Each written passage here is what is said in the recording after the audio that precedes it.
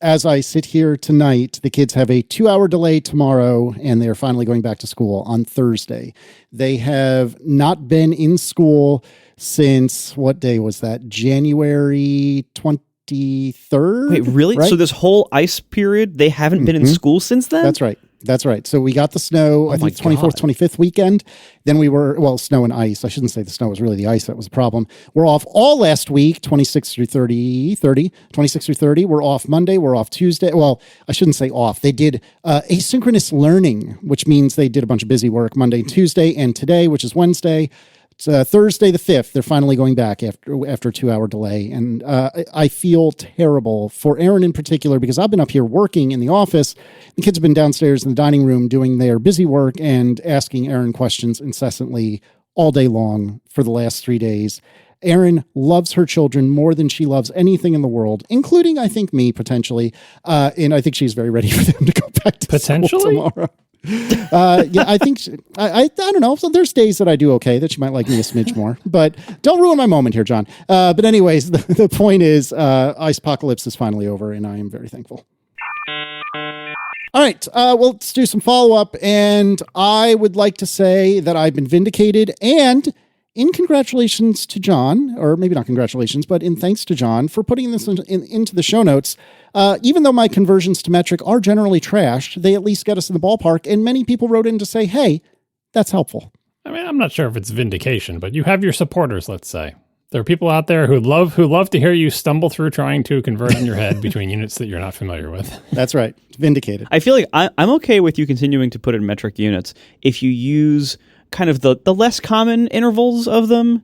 Like, like I'm currently drinking about 25 centiliters of a non-alcoholic Guinness tonight. Yeah, like the only metric unit that I think most Americans are familiar with, and some people pointed this out to us, is I think we know centimeters, because as someone pointed out, like lots of our rulers have inches on one side and centimeters on the other. So I have a kind of intuitive understanding of centimeters, and then a meter, we just be like, well, it's like a yard.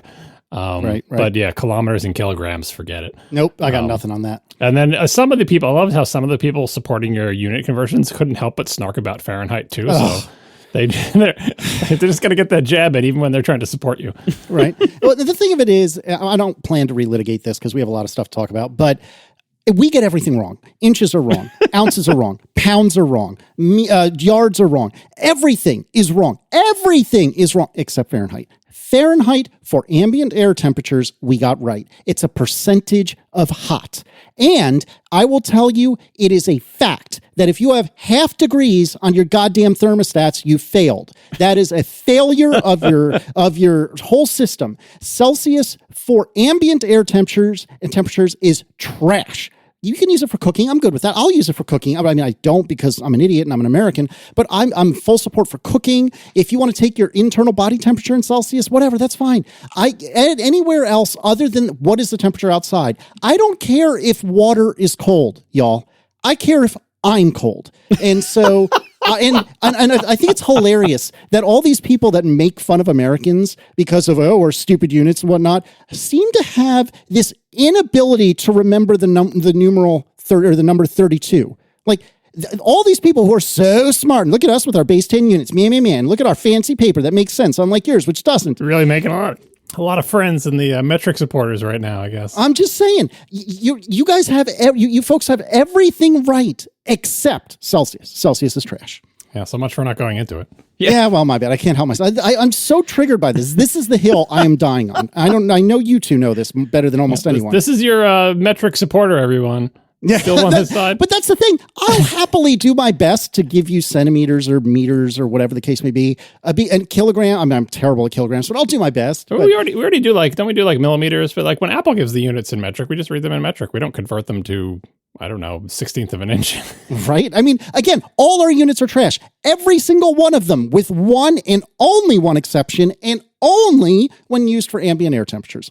Celsius in cooking, I'm good. I'm happy to do it. That makes sense. Not when you're walking outside, because I don't give a shit if water is cold. Anyway, other authentication options for John's Cloudflare apps. Tell us, John, what else could you have done? What a transition. Yeah, well, he's got, in case he needs some time to calm down, I'll talk about Cloudflare authentication. The last episode I was talking about how I'd factored out the sort of passkey-based account system for all my little personal apps. So I didn't have to, copy and paste that from one app to another. I've since added, I think I have like 3 of them now, 3 or 4 little apps. And it's nice to have that all factored out. But a couple of people wrote in for possible alternatives. One of them is another Cloudflare product called Cloudflare Access. I read their web pages a few times to try to figure out what it was. Here's the beginning of their explanation. Cloudflare Access provides visibility and control over who has access to your custom host names. You can allow or block users based on identity, device posture, or other access rules. And then it says the prerequisites, you have to have a Cloudflare Zero Trust plan in your SaaS provider account. And it goes on from there to name a lot of different proper nouns that you need to set up in your Cloudflare account. I'm like, yeah, okay, but what is this? What, I looked up Zero Trust, and it's the Wikipedia page says it's a design and implementation strategy for IT systems. The principles that users and devices are not trusted by default, even if they are connected to the privileged network, such as a corporate LAN or whatever. So in the bad old days of computing in my jobs, once you got on the corporate network, you were kind of in, and you were implicitly trusted to do a bunch of stuff. But later in my job, that went out of fashion, and what became in fashion is a Zero Trust architecture, which is even if you're in the network, even if you're on the Wi-Fi, even if you're plugged into Ethernet on the corporate network, still you don't have implicit access to anything because that's really bad for security. So it sounds to me like Cloudflare Access is kind of like, if you do any kind of remote work for a company, you probably have some kind of work VPN that you have to connect to that gets you on the network. And getting you on the network doesn't get you access to anything, but you have to be on the network before you can then authenticate using your ID provider or whatever. So I don't think this is appropriate for my mini apps to have a Zero Trust type thing where I have to install an app to sort of, I'm not sure if it's a VPN, but either way, like it doesn't sound like the right system for me to be able to log into my little personal apps, but be aware that it is available on Cloudflare if you're interested in it. By the way, to quickly interrupt, the whole shtick behind Tailscale, former sponsor, potentially future sponsor, they are very big into zero trust architecture. Now, with that said, by default, they kind of allow everything everywhere just to make things easier, but their actual recommendations and the way it's really built is zero trust, and it can be extremely powerful and extremely cool. And the next suggestion was OpenID Connect, or OIDC. This one I also used at work. OpenID Connect is a sort of a way, it's an open standard for authentication where you have an identity providing server, and if you try to log into a service, it will bounce you to or talk to through an API, the central identity provider, and that way you can basically essentially make one account and be able to sign into all the corporate things. Again, it makes a lot of sense for an enterprise. The dream of single sign-on, as they used to call it back in the days, this whole very large companies that are built up around providing this, and OpenID is a open standard. A couple of people suggested Pocket ID, which is a tiny little OpenID Connect identity provider that you can run yourself in a little host or a little Docker container.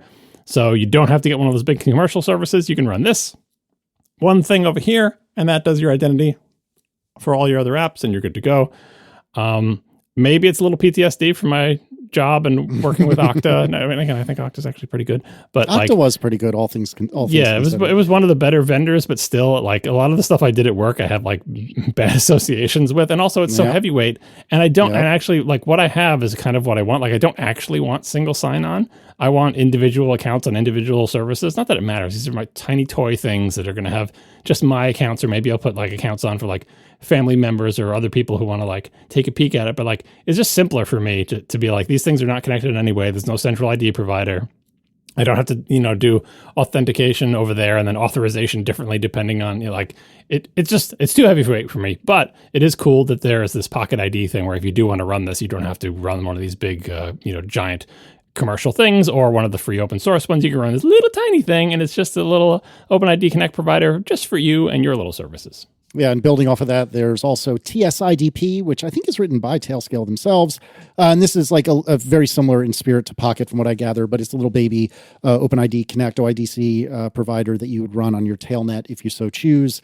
I haven't really looked into this, but it does seem like the sort of thing that I would do because I'm a weirdo like that. But anyways, lots of options for you, certainly for the public internet, and also if you just wanted to do stuff on your Tailnet too. And these work with passkeys and everything too. They're agnostic to the actual method you use to authenticate, whether it's a hardware key or a passkey or a password. They, all these things support. I haven't looked into Pocket ID, but the standard supports all these things.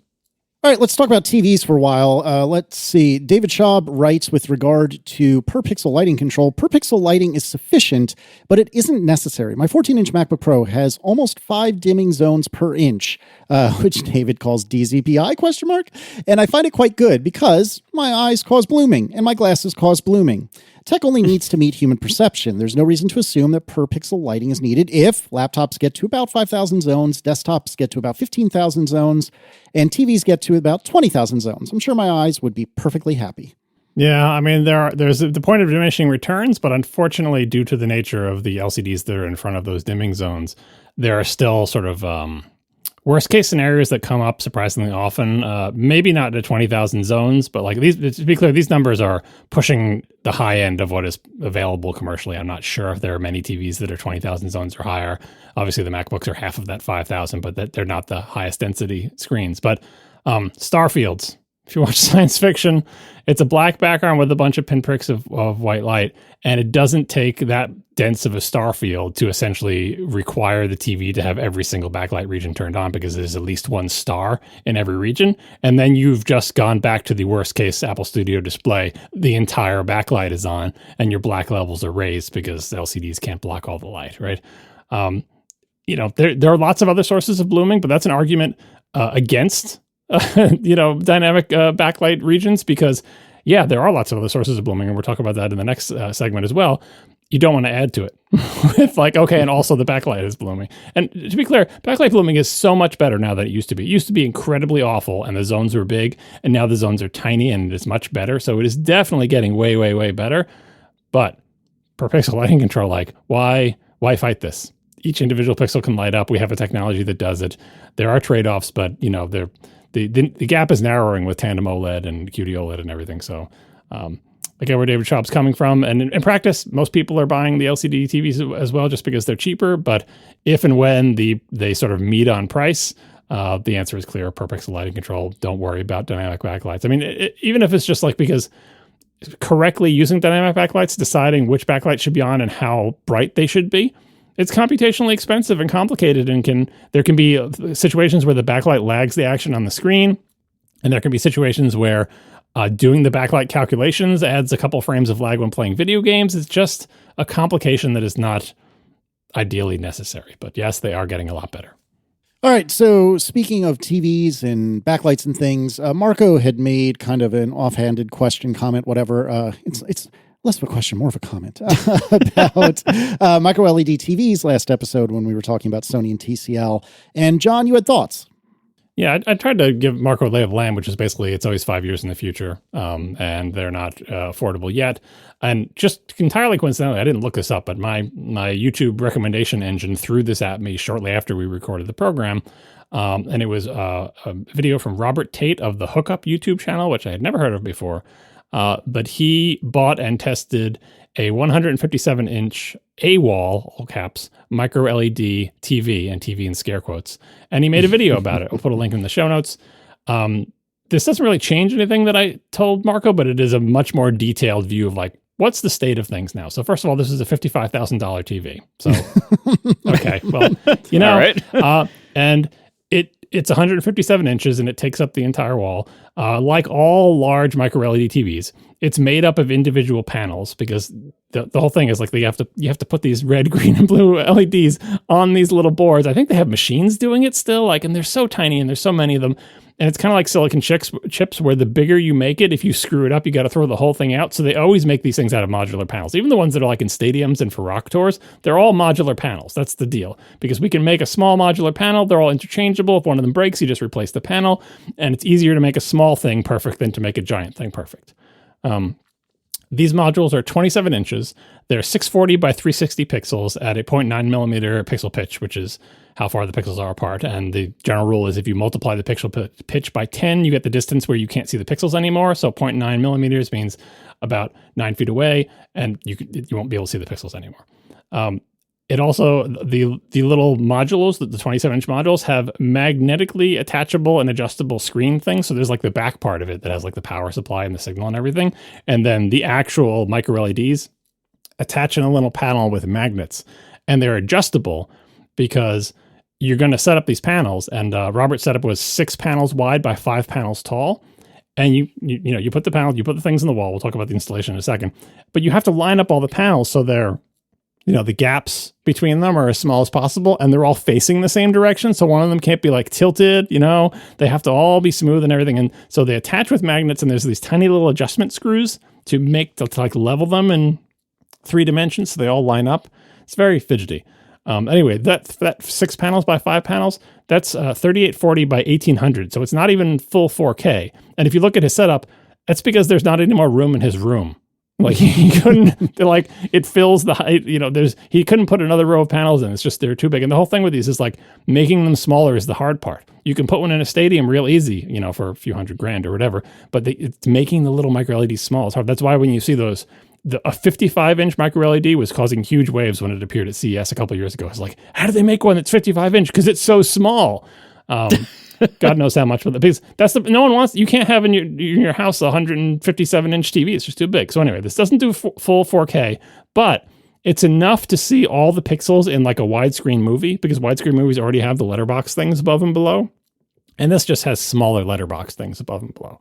The installation was fun. So to get this installed, he needed 3 power drops to that wall and a dedicated 15-amp circuit. So it's not even like you just plug it in once, because remember, they're 27-inch panels, and they all need to be powered. He needed 18 Cat6 Ethernet wires to run to all the different panels. Oh my God. So and that was all run to a controller in a separate room. And then he just put 3/4-inch plywood over the entire wall, mounted to the studs that he's going to now mount all of the panels onto. You should watch the installation. It's quite a thing. Bananas. This video was relatively long. I forget exactly how long it was, like 20, 30 minutes, but it was bananas watching this installation happen, because he didn't literally bring that wall down to the studs for the most part, but he kind of sort of did. Like, there was a lot of work. Yeah, because he had to get all the Ethernet cables in there and all the power, and like the wall wasn't set up in this way before, and so it just really needed to be ripped up. So the performance, if you do that and you pay your $55,000, what do you get? So the brightness is only 800 nits, but it's 800 nits on any size window, as in you can light up 1 pixel at 800 nits, or you can light up all the pixels at 800 nits, because they're individual panels. And in fact, when he did a full screen test, it was actually 840 nits for the whole screen. So that's the beauty of micro LED, doesn't have these sort of brightness problems of OLED where they can't drive it that hard because of heat things will cause burn-in and degrade the organic components and everything. So OLEDs are like super bright in a tiny region, but when you light up the whole screen with white, it's way dimmer. No, that's not a problem here. Much less blooming, because there's just simply less glass and stuff over the pixels. I think there's still something over the pixels, but looking at it, it was hard to see it. And blooming is caused by, as our past thing that we just read from David Shaw was like, your own glasses, the glass on the screen, the glass that's on the front of your television in front of the pixels, that causes blooming. And of course, within your eyes. I'm sure we'll get some vision doctor to tell us the details of that in a future episode. But this has much less blooming because there is much less glass over the individual LEDs. I'm not sure if there's any. It just seems like if there is, it's very thin. Color performance, 83% BT 2020, so it's not 100% BT 2020 like that RGB backlight thing we saw. 99% P3, which is still pretty good. Almost perfect accuracy out of the chart, which is nice. Didn't need to calibrate it or anything.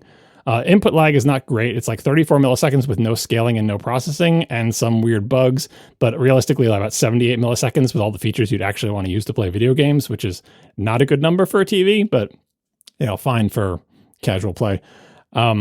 This is not a TV. This is a display. As I said before, it's a TV in quotes. If you buy this for $55,000 and what you get is an amazing screen, but you can't watch TV on it until you add something. It comes with this Novastar MX40 Pro display controller, but that doesn't make it a TV. That's just a big box in the rack that the 18 Ethernet cables run to that makes the display work. And, you've calibrated it and tell it where all the panels are. And so it makes a full image. But if you want it to be like a TV, you have to buy something else. So he added an HD Fury Vroom HDMI signal processor for $1,000 extra, because why not? And this thing lets it have HDMI, CEC, ARC and eARC, Dolby Vision, HDR10, Dolby Atmos, DTS:X, a power button, a remote, and also a cool feature where you can do multi-view, where you can put multiple screens, divide up multiple signals and put it on the giant screen. And then finally, you plug this thing in with all its power drops and everything, and you run it. What is the power usage like? Well, it's 71 watts for the Novastar controller thing. With the screen at 100% brightness, the display takes 1,200 watts. It's like a space heater, really. No, it's funny you say that. Let me interrupt real quick. So when we were pre-ice/snowpocalypse, I was trying to compute, what can I run off of the tailgate battery if we just need it in a pinch? What can I run off our gas generator, which we might talk about later potentially? And I was trying, and I have like a little watt meter thing where you plug that into the wall, you plug something into the watt meter, it shows you how much power that thing uses.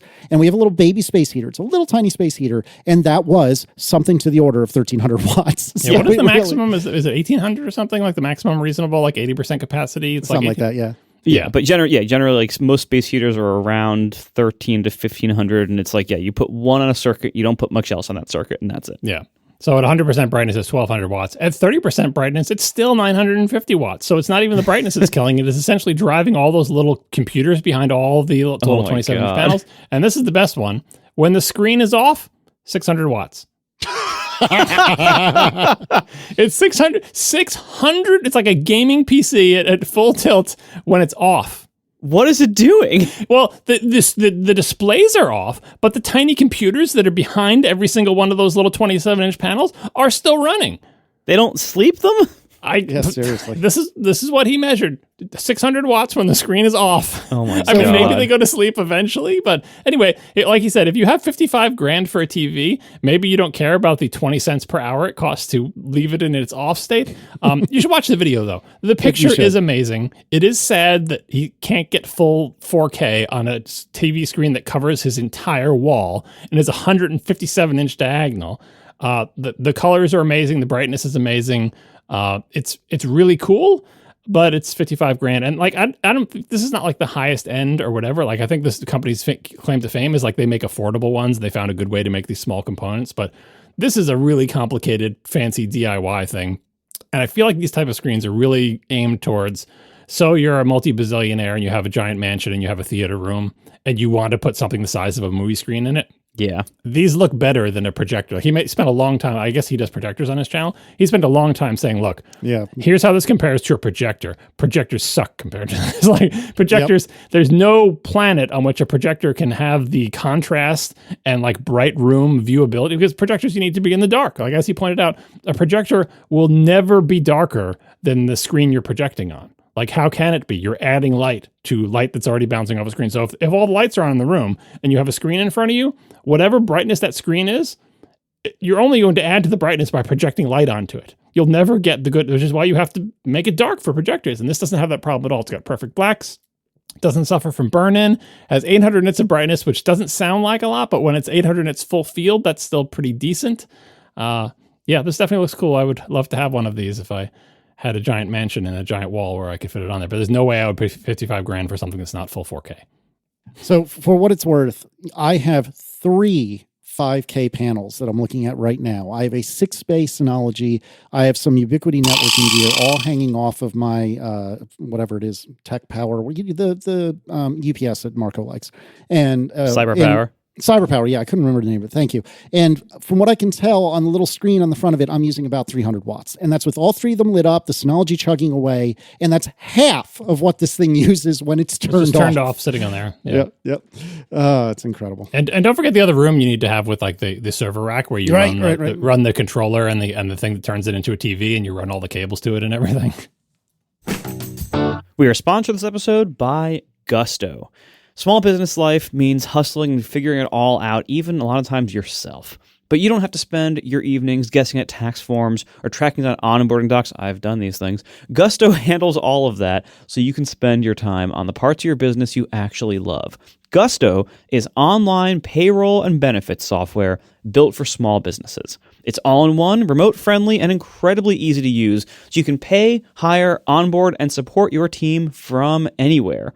You can do unlimited payroll runs for just one monthly price with no hidden fees, no surprises. Gusto supports all sorts of things you might need: automatic payroll tax filing, simple direct deposits, even things like health benefits, commuter benefits, workers' comp, 401k. Whatever it is, Gusto makes it simple and has options to fit nearly every budget. They have all these tools built right in, things like automated offer letters, onboarding materials. You can get direct access to certified HR experts if you need any support with any kind of tough HR situation. So it's a great platform for your payroll and benefits needs. Switching to Gusto is quick and simple. You can just import your existing data, get up and running quickly, and you don't pay a cent until you run your first payroll. Gusto has been trusted by over 400,000 small businesses and was named #1 payroll software according to G2 just a few months ago in fall 2025. So try Gusto today at gusto.com/ATP and get 3 months free when you run your first payroll. That's 3 months of free payroll at gusto.com/ATP. That's Gusto, spelled GUSTO.com/ATP. Thanks to Gusto for sponsoring our show. Let's talk about Claude Code and AI ethics. And I don't know, John, how you want to introduce this, how you want to talk about it, but what are we talking about here? Well, so I think the past couple episodes I've been talking about my experiments with Claude Code. And if you've listened to the show for a while, you would have heard in the past, I guess, year or so, or two maybe, when we first started talking about LLMs and ChatGPT and stuff, a lot of our early episodes about that were like on the topic of how did they get this training data? What is the legal and ethical and moral ramifications of training on the world's data and then charging people to use it? I think we talked about like the Miyazaki image generation thing in ChatGPT. It's like that product cannot exist and has no value without first stealing all the works of Hayao Miyazaki.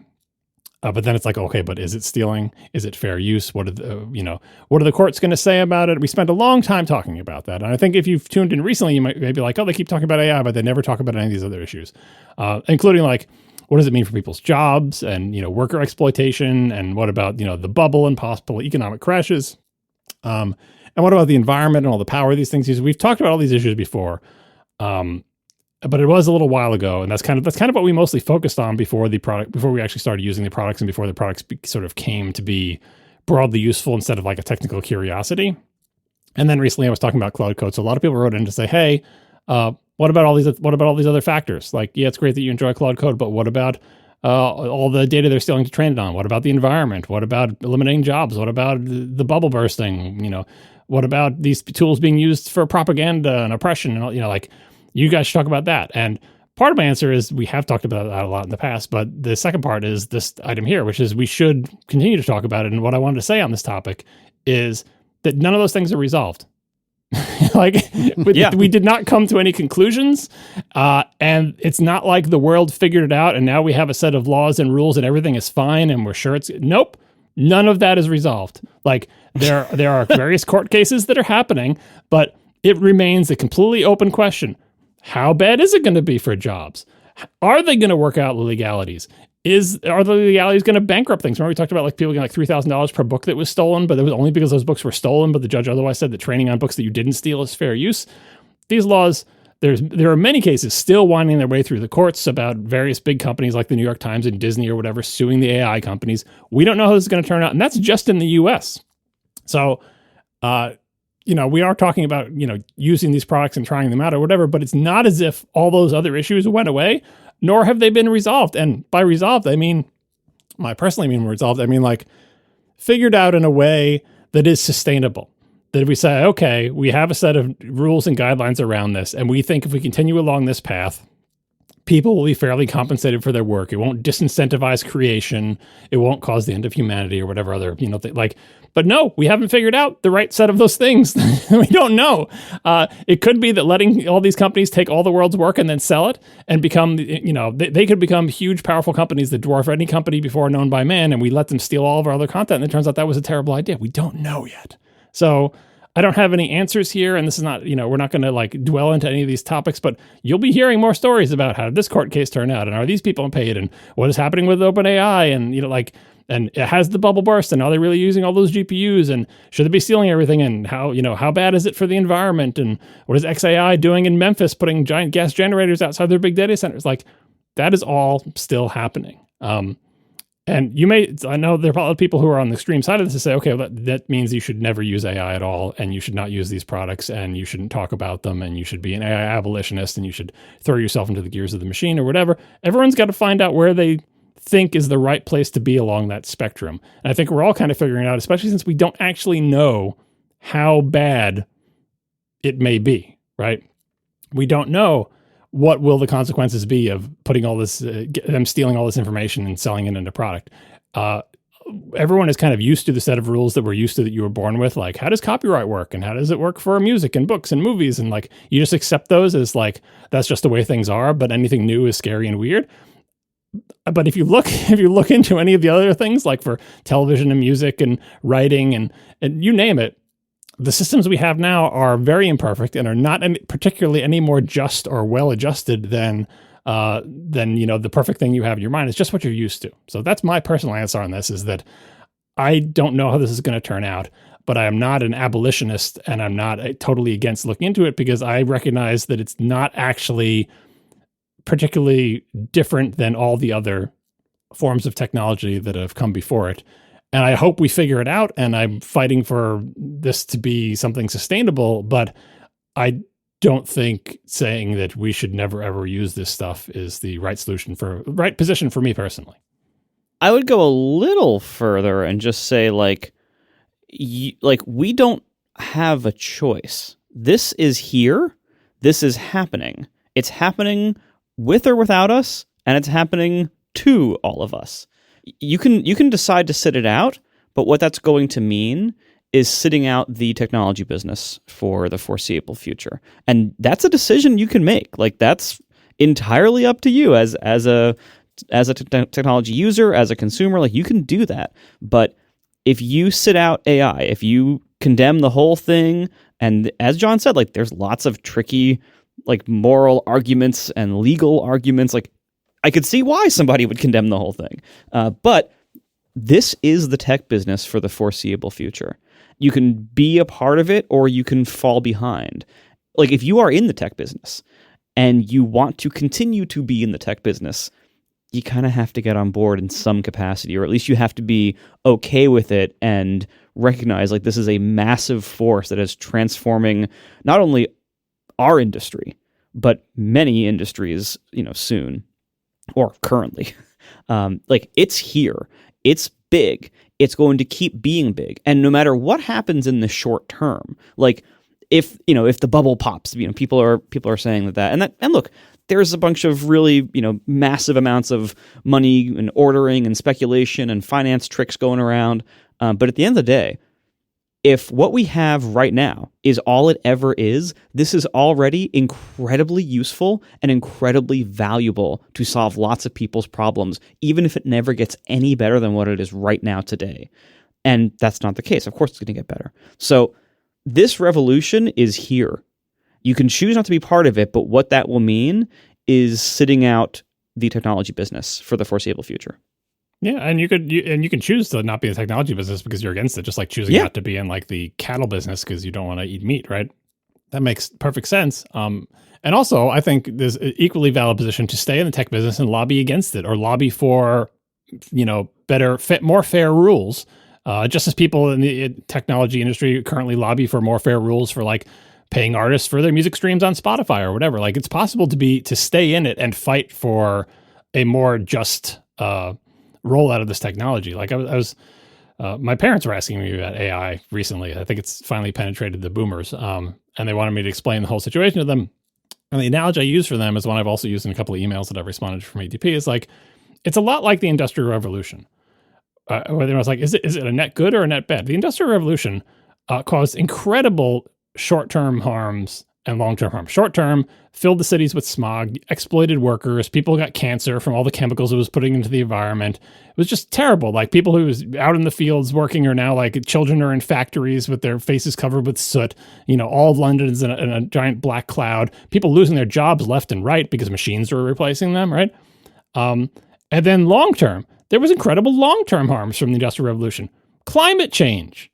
Even though people were kind of picking up that was probably going to be a thing very early on, it's like, but it'll be fine. Look, the factories are getting cleaner. We have child labor laws now. I'm sure it's smooth sailing from here. And then, people are like, it seems like the planet's getting warmer. It's like, no, it's fine. It'll be fine. It wasn't fine. Right? But on the flip side, electric lighting, indoor plumbing, like the ability to manufacture things.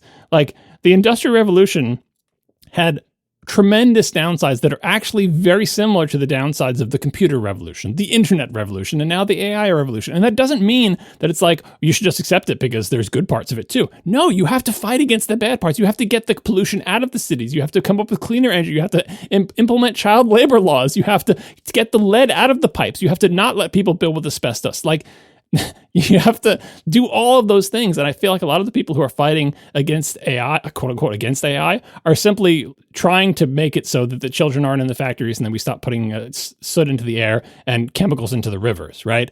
And it's the tricky thing with AI is that because it's so new and weird, it's not as clean cut as like, hey, don't put the runoff from your factory into our river. Like that was straightforward, and it still took like decades to make any appreciable progress on because rich people are mean.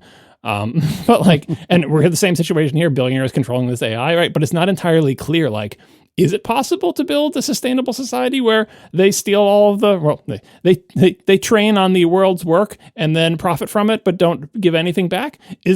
Can we build a sustainable system out of that? Or do we have to, have lawsuits where people get paid for the stuff and they have to work? Like, we don't know. We don't know how it's going to turn out. It's not as straightforward as child labor and pollution, but it is very similar in that it's unclear whether it will be a net good or a net bad at any given point. Because I would say the Industrial Revolution was a net evil for a long time before it was like, okay, well, I guess having, like machines and factories and manufactured goods and, all that other stuff is actually pretty good. But for a long time, it was really bad. And then all of a sudden, now with climate change, like, oh, we thought we were over the hill, but we're not. We made some terrible choices, and now their chickens are coming home to roost generations later, right? So who knows? AI could be like that as well. But all this is to say is that it's complicated. It's not resolved. And just because we talk about it in a nice way and say we had fun working with Claude Code and we're going to talk more about AI stuff now, doesn't mean we think everything's fine. There's no reason to look anywhere else. There are no other issues. That's not true. All the issues remain and are difficult. Yeah. I was going to say earlier, and then I think, Marco, you beat me to it, that it would be irresponsible for at least the three of us not to explore this because of both of our professions, both the clickety-clacking and the yakety-yakking, in that, it is expected that we are going to be more efficient with the work that we do on our apps. And I think that leveraging these tools is kind of table stakes, which is what Marco was saying. And additionally, for us to stick our heads in the ground and not be aware of this and try it at least some is, I think, irresponsible for the show. And I think that it is literally our jobs to at least kick the tires and see what this is all about. And like John said, and like Marco said, it doesn't make any of this like a perfect situation. It doesn't mean that we're excusing all of the ills, but the genie's out of the bottle, and we just gotta, at this point, I feel like we have no choice but to at least participate in it to some degree. I don't see it as like we have no choice and there's no fighting it or whatever. I think there is fighting it, and I think it's equally our responsibility to continue to highlight the problems, right? Yeah, just as much as it's our responsibility to know about the technology, just for our programming jobs and for our tech podcasting job, it is also our responsibility to continue to acknowledge and fight against the worst of the excesses and try to, do the equivalent of stopping the factories from putting their runoff into the river and, get the smog out of the skies and all the other stuff there, because there's so many equivalents to that in AI. And there will be like, we don't even know what the long-term harms are going to be. Like, we don't know what the climate change equivalent is, but we know the job loss, pollution, exploitation, propaganda, like the printing press. The printing press was a pretty good invention, but boy, did it empower propaganda. So many harms came from the printing press, but also good. But that doesn't mean say, well, the printing press is here. There's no sense fighting it. Propaganda is going to be everywhere. No, fight it. Fight it. But you're not going to getting rid of the printing press is not the solution. But you know what I mean? Like, anyway. How do you feel about CDRs? Well, luckily we don't have to worry about them because they're gone, baby. S tier. That's all I'm saying. No, it's worth us noting. And I think, John, you had put a link. This is kind of tangentially related, but you would put a link to a friend of the show, even though I don't think he knows any of us, I don't think any of us know him. But Alec from Technology Connections put together a 90-minute video that is ostensibly about renewable energy. And I definitely learned a lot from this. And that's the first 60 minutes. And the last 30 minutes continue with renewable energy, and then things take a turn. And I beg of you, if you can, give 90 minutes to this, I genuinely think it is well worth your time. If you can only give 30, though, start when he's kind of rolling the credits, so to speak, and he shows all the Patreon supporters and all that, and just pick it up right there. And you will, well, I don't think you'll be disappointed, and you will either be shouting, hell yeah, or hopefully you will reconsider some of your priors. But this video is incredible. The only reason I put it in here is because it's a good, it's one of the things that I think about when considering the environmental impact of AI. Like, as I've said on past shows, I'm perfectly happy to expend energy production of humanity on things that are useful for humanity. So I'm good with power plants heating my home, right? And providing lights, because I think those are good things, right? Keeping lights on the roads at night for safety and stuff like that. Crypto, stupid, but AI, valuable. Yeah, we generate power to do things that are useful for us. And it's a question of, like, okay, well, but AI is taking too much power and it's not useful enough or whatever. I view it mostly as the energy generation problem is a separate thing. No, we should not be burning coal. Yes, we should be using solar panels and renewables, and we're doing a terrible job of that in our country, and we apologize. But this video is good at addressing, like, technologically speaking, things actually do look vaguely hopeful. If you look at the US, things look miserable. But if you look at the rest of the world, renewables are kicking butt. And this is, if you haven't been keeping up with this video from Technology Connections is a great overview of, like, just how good have renewables got. It was another one I forgot to get the URL for, but, like, it was a recent story that a wind farm in, like, Ireland or something was being shut down. They had, like, 21 turbines. Yeah. 21 turbines that had been put up in the 90s. They were shutting the wind farm down, and they were replacing those 21 turbines with new ones. And every single new turbine they put in produces more power than all 21 of the old ones combined. That's progress. Incredible. Since the 90s. That is progress. Anyway, watch this video. The political rant at the end, I don't think will convince anybody that doesn't already agree with it, but if you do already agree with it, it can be cathartic. We are sponsored this episode by MasterClass. With MasterClass, you can learn from the best to become your best. It is always great to broaden your horizons and to learn new things and to pick up and hone your skills. And MasterClass really is an amazing gift either for yourself or for other people, because you can give the gift of knowledge and get better at things. So you can do amazing things at work. For instance, you have a course called Win at Work with Professor Jeffrey Pfeiffer and his Power Playbook. You can apply CIA-tested tactics to everyday life with the Art of Intelligence. You can negotiate your next raise with lessons from Super Agent Rich Paul or FBI negotiator Chris Voss.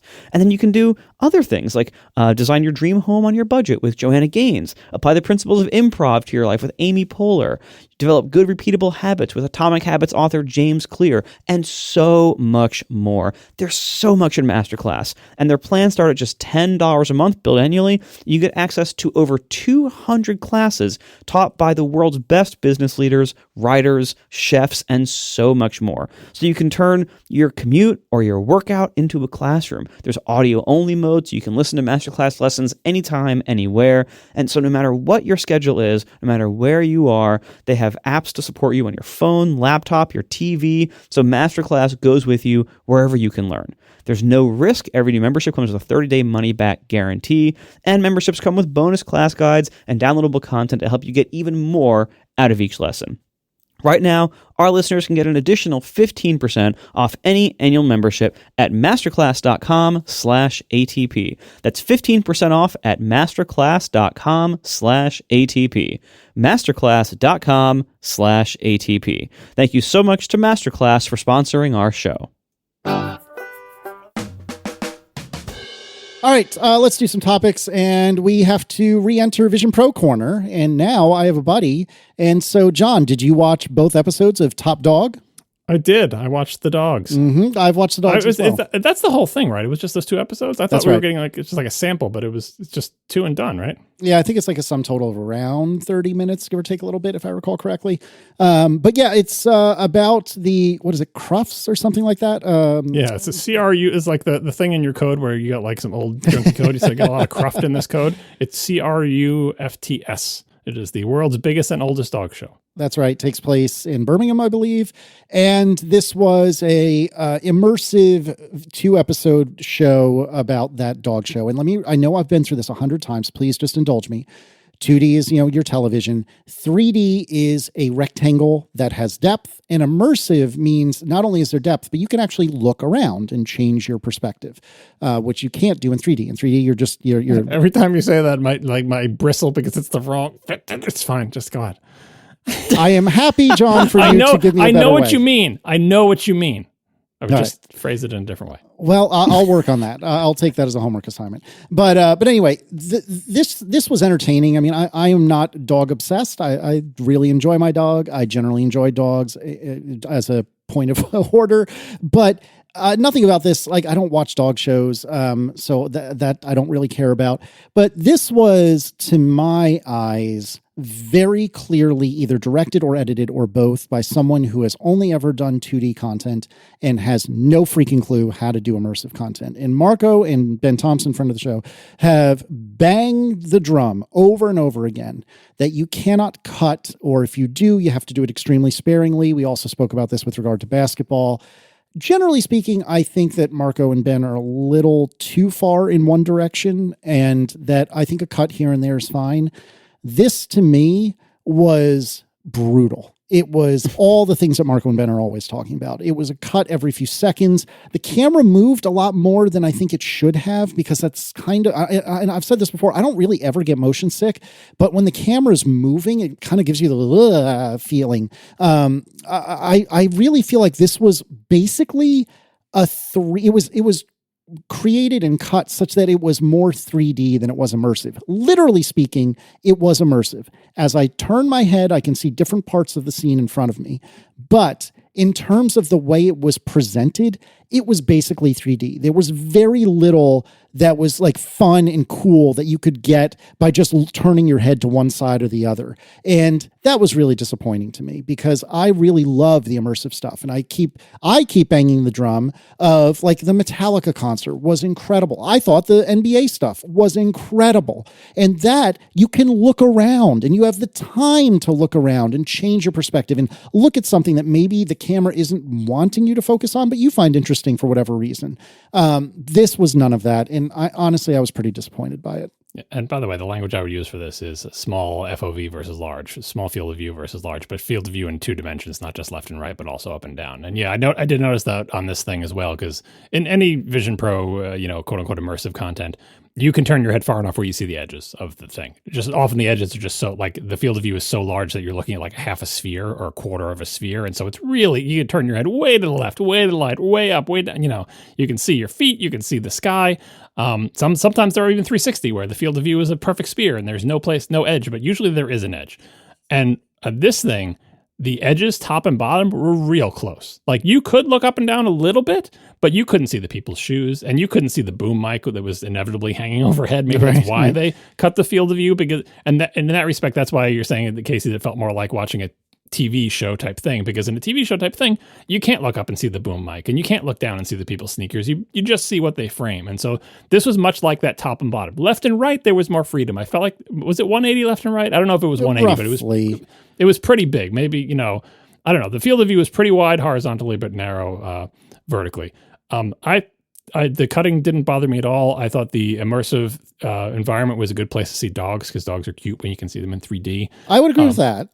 I think whoever made this is not very good at making stereotypical reality TV show thing, having watched a ton of reality TV. Like, this is just a gimme, man. It's like a dog show. There are personalities. There are people want that. Like, you got to give people the villain edit and the hero and the underdog and you got to edit it together, knowing how it ends to make it. And it was like, they're not very good at their job in terms of making it sort of chewing gum for your mind, kind of like fluff reality show. Like, you don't have to be mean to the participants. You don't have to make fun of them or whatever. Just develop drama. And they tried, but it was so-so.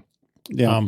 The other thing I'll say is, like, the part I was most interested in, I was hurt so much by their poor filming of it, probably because they didn't have enough cameras, which was the flyball competition. Oh, I know. Where the dogs have to run and get a tennis ball and run back. I'd never seen that before. Same. And I wanted to see it, and they wanted to show you the big dramatic finish, and it's like, you basically didn't even get it on camera. I mean, you kind of did, but it was so far away. It's such an awkward angle. It's like, this is not how you film a sporting event. They also had a bunch of times where they had straight up 2D content, and I thought that they handled it well. It was kind of like projected onto like a screen. I'm not doing it justice. Which parts are you talking about? Like when they would have just straight up 2D content that they would show you. You couldn't really move your head and change the perspective. It was just 2D content presented on a screen. You're never changing your perspective. You're just looking at different parts of the image. John, just bear with me here, all right? Changing your perspective means you'd be able to see around the back of something that you couldn't previously see, but you can never do that. All right, you can't change your particular focus or field of view. You're just or looking whatever. at different parts of the FOV, yes. Yes. Anyway, the point is there were several moments where they had just 2D footage because I guess they didn't set up the immersive cameras or what have you. Like for past years or just in the show? Like no, it was in the show. That's how flat it was that I don't think I even noticed this because they're and that's what I was going to say is they did it really, really well. Like it was presented in a way that it wasn't off-putting or anything like that. But ultimately, to your point, and what made me think of this is that they didn't capture everything in immersive. Like they whiffed. It's still very cute. Another thing that I think is interesting, I mean, you're a rant on the cutting. This is one, I'm not sure if this is just that I'm not used to, but just be aware this is a thing you ever watch immersive. In regular television or movies, they will do things like they will have the camera at varying distances to people. So let's say someone is sitting in a chair for an interview in like a documentary. You'll see them like from the waist up and they'll be talking and sitting in the chair. And then like for some dramatic moments, they'll have a close up and you'll be seeing them just like their head and shoulders filling the same size frame. That's common, a wide shot, a close up of people or whatever. In immersive, because it's 3D and because you like feel like you're there, like you could reach out and touch them, it messes with your sense of scale. Like they had this lady with like a dog on her lap and it was like close up, like maybe like from her chest up with the dog on her lap. And then they cut back to like a more sort of like a shot where the person in the Vision Pro was the size the person really was. So if they're 5 feet tall, they look 5 feet tall in the Vision Pro. And suddenly the dog looked like way smaller because before I was closer to the dog, but I just thought it was a giant dog because I had no way to like compare scale. Like you see this when they get close to people's faces, it's unnerving because it looks like a gigantic dog or head or whatever really close to you. It doesn't like, it's just, I don't know if they can do the same thing with scale because when they go close up, you don't think that person is huge. You just know that they're taking a tighter shot. But when you can see it in 3D, I kept thinking the dogs were bigger than they were until I saw them like walking around. I'm like, oh no, that dog is the size of a rat. It just looked huge because I was 3 inches away from it and it was in 3D and it felt like it was very strange. So maybe that's just me having to get used to stuff like that, but it is a weird experience to not know the size of things because they seem like they're right in front of you, but they're not. It's just a picture on a screen with a big FOV. Yeah. All right, Marco, you did an experiment recently. Tell me about that, please. It's kind of an experiment in progress, actually. Oh, okay. I think this might surprise you. Oh, gosh. Me personally or just both of us? Well, okay.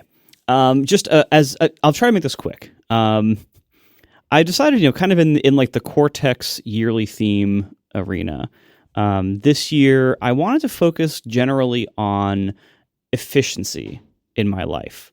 Like there's a bunch of, just kind of cruft I've built up over the years, friction I've tolerated over the years that I'm trying to just kind of find inefficiencies and consider whether I want to keep them that way or not.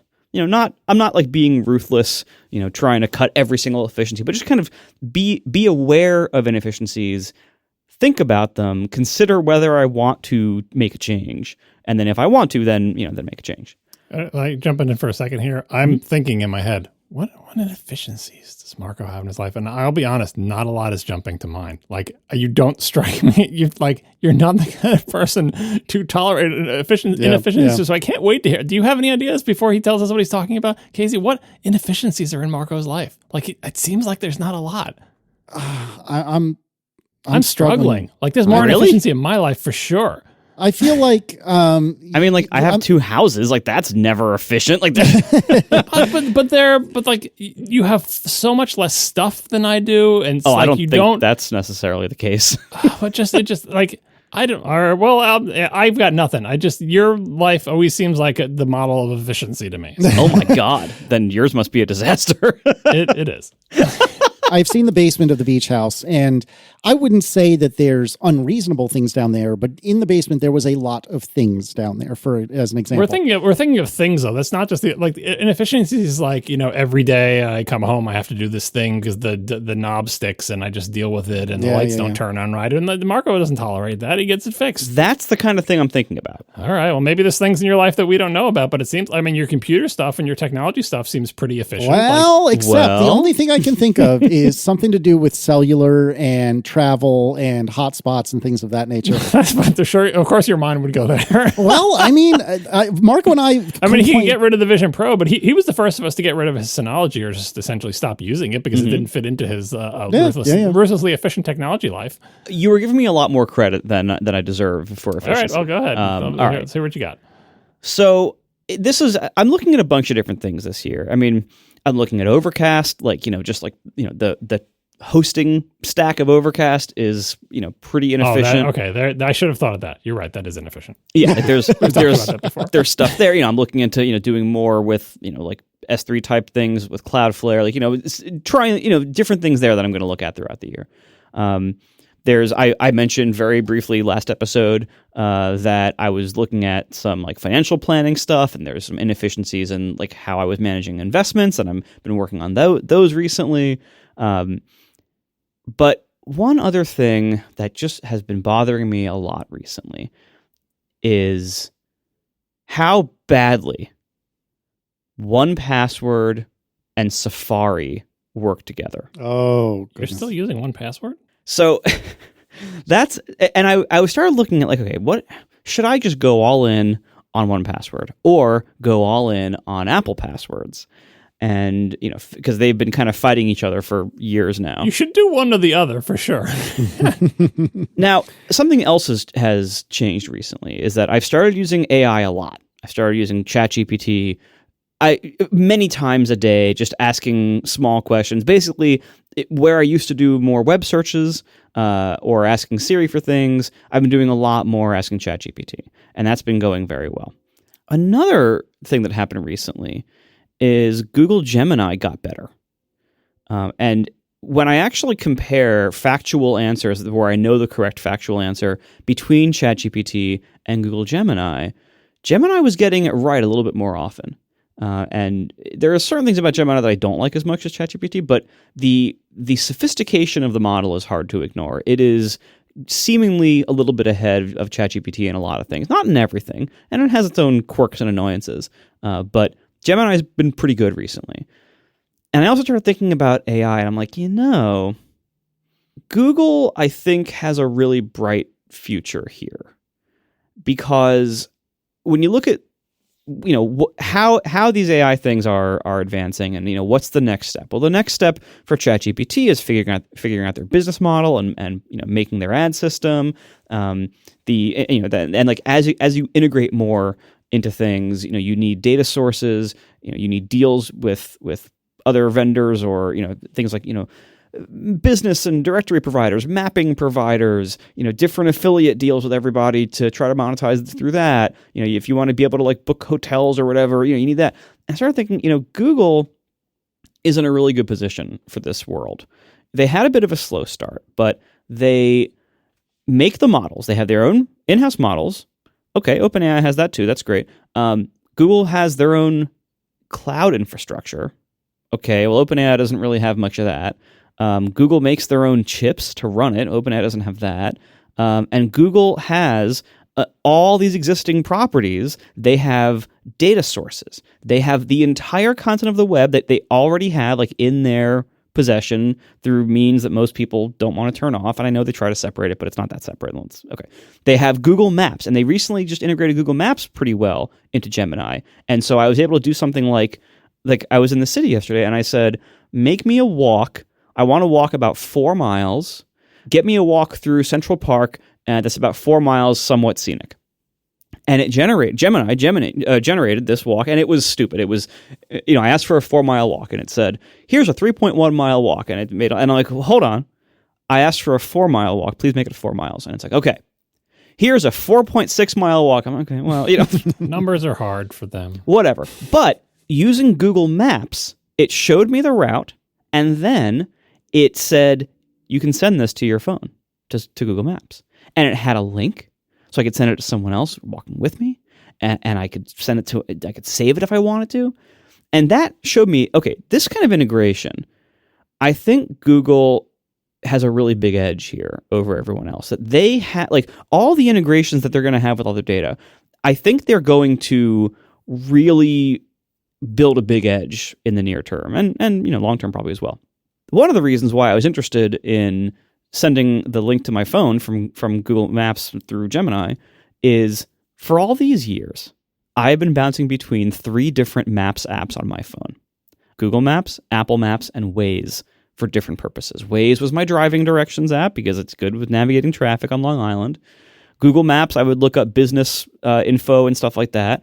And Apple Maps, I would occasionally use for something else, maybe like walking directions. But Apple Maps drives me nuts on the phone in one particular way, that when you have active direction following going on in Apple Maps, it takes over the lock screen of the phone in a way that seems to significantly and reliably slow down unlocking the phone for me. Because it's like you unlock the phone so you can see, so you can navigate the map, really, and then you can extra swipe to go to the home screen.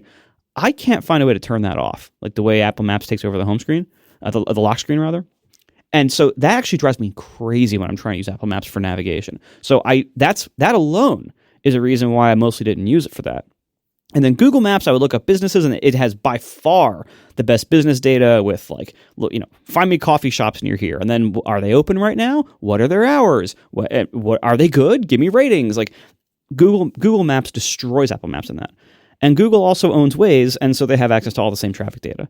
And so I decided this is ridiculous to have 3 different Maps apps. The year of efficiency, I'm going to try to use just one Maps app for everything.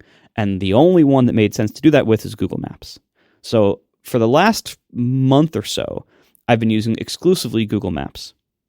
Okay, so when I had Gemini generate me my Google walking directions, it was great. Send it to my phone. Okay, done. And it was, perfect. It was there. I could pull it up instantly. And it's a walking route through Central Park that had 6 different stops, and they all transferred perfectly. And I could view it again. When I actually went on the walk, the next day, I viewed it. It was still there. It hadn't fallen out of memory or whatever. The link still worked. It was still sent to my phone. It worked really well, honestly. And Google Maps for driving directions, there's a lot of small ways in which it works better than Waze. I know this is a confusing thing to hear, like the M5 Max. There's a lot of ways that Google Maps is a little bit better than Waze. Not in every possible way, but in most ways. It's a little bit nicer, a little bit more advanced. It's also a lot faster at everything. Any kind of with one of the downsides of Waze is if you ask for directions somewhere, it kind of spins for a while before it generates them.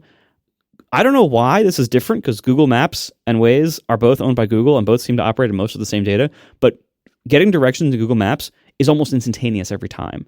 That is not the case with Waze. I've used Waze for years. It isn't my connection. I know Waze is slow to generate directions, and Google Maps is instant. Google Maps also had better voice search. It's better for find me a charging station along this route. It's better for all of those things. So far, I'm very happy with Google Maps as my only mapping app. Again, it's not perfect, but I think it's way better than using 3 different apps for the same thing. That was not the efficiency I expected you to say. That's a minor efficiency, but I'm glad to see you drop down from 3 to 1. Yeah. I mean, I occasionally will use Google Maps, although very rarely. And typically, if anything, it's for business information, like you had said. I almost never use Waze, but I'm almost never in places that have traffic. And I actually find that Apple Maps is good for me for 98% of the things that I use it for. It was not good at first, for sure. But in the last few years, it's been quite good. The issue with Apple Maps, again, besides my irritation with the way it takes over the lock screen and slows down unlocking of my phone a lot for some reason, my issue with Apple Maps is the same issue I have with Waze, that if I'm going to only have one mapping app, neither of those is good enough to be the one. I get it. Because Apple Maps really falls down with business information. I didn't even know it had business information. I always use Google Maps for that. It's just not even, and it's not even I know that's part of Maps, but Google has reviews and pictures of all the food and the menus, and that's a whole separate product. And it's and by the way, this point on the map brings up that info. But Apple, I mean, I guess Apple has some business info, but it doesn't compare. But I use Google Maps and Apple Maps and Google for all the reasons that you said. But I use Apple for driving because they're much more attractive and larger for my old eyes. Viewing of the road and the lanes, I find really helps. Although I will say that sometimes it still makes me do very stupid things, and I get angry at it and switch back to Google Maps. So I'm down to 2, but I'm glad to hear that you're down to 1. All right. So also in the same vein, again, thinking about the whole picture here, AI is a big deal, and it keeps getting better, and it keeps getting bigger, and it's taking over what used to be web search for me. I realized that so for my web search engines, I for years used DuckDuckGo. Same. And one of the things I got hooked on with DuckDuckGo is the bang shortcut syntax, especially for searching Amazon. So when you have DuckDuckGo, you can type in !A space and then whatever you want, and that's a shortcut to Amazon. You can customize those. There's a bunch built in. There's G for Google if you want to quickly jump over to Google search. There's bang eBay for an eBay search. Like there's a bunch built in. I mostly use the Amazon one a lot, and occasionally the eBay one. And by the way, if you use Safari like I do, you can do that with a Safari extension where I just type AZ space and then a search in my address bar and it does the same thing. Yeah, there's a few different extensions, some of which I found via ChatGPT. But yeah, there's a few different extensions that do this. But Safari also supports DuckDuckGo as a built-in search engine. So it's very, very easy to switch to it. In the last, I think, 2 years or so, I've been using Kagi. Same. I heard it on the talk show because the CEO has actually been on the talk show, I think twice, with John Gruber. And it sounded interesting to me, and I've been using Kagi for the last couple of years, and it's been pretty good. Like as a web search, if you actually want web search, you want to like find a review of a new fridge, Google is garbage for that. It's been gamed like crazy. And it's really hard to find good info on Google. And part of that is because everything's been gamed. Part of that's also because there's increasingly less and less good content to find because the web is dying in large part due to AI, but also it was dead before that. It was dead because social networks killed it. So the web is really not in a great place right now, content-wise. Hasn't been for years.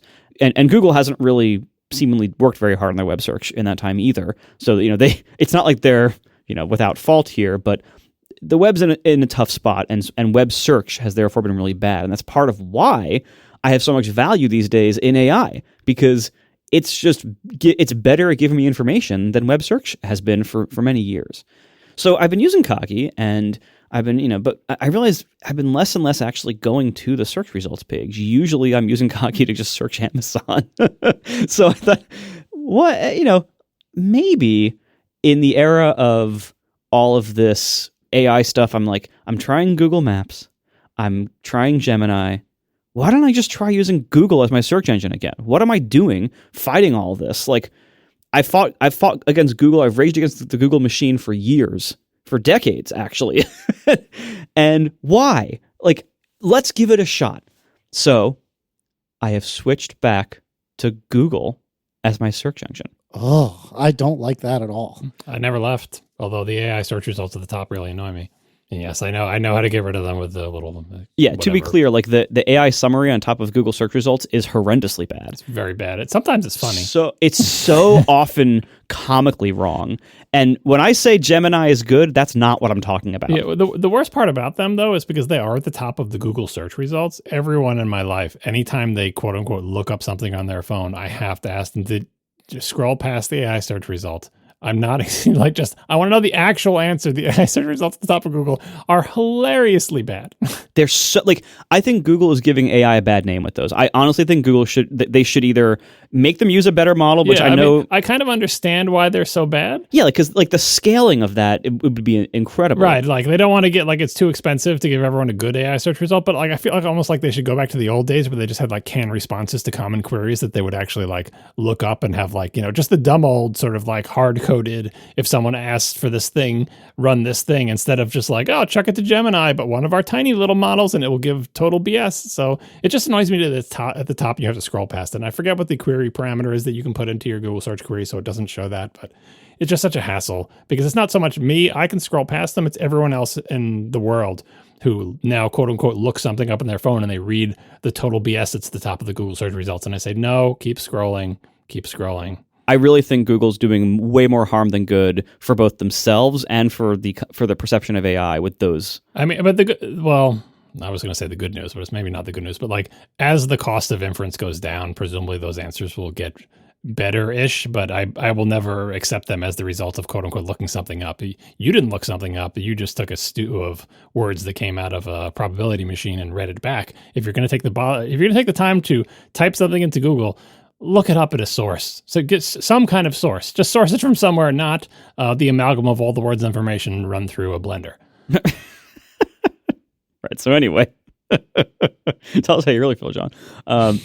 So, all right. I'm trying out Google as my search engine, and so far I said it that way a couple days ago.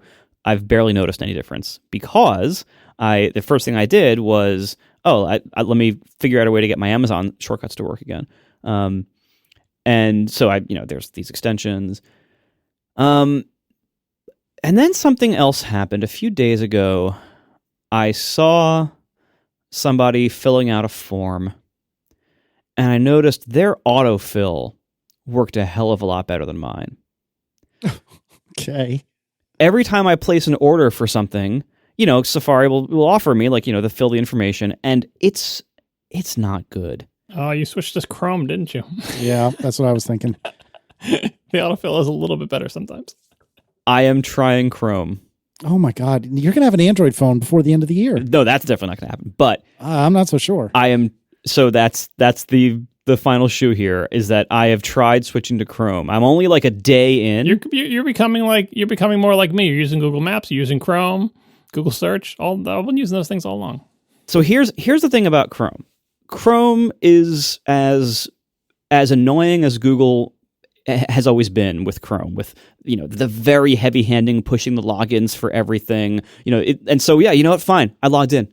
I'm doing it the way they want me to do it. The same way, like if you want to use Apple products, you can like rage against the machine and not sign into an Apple ID and not use the App Store. You can do it.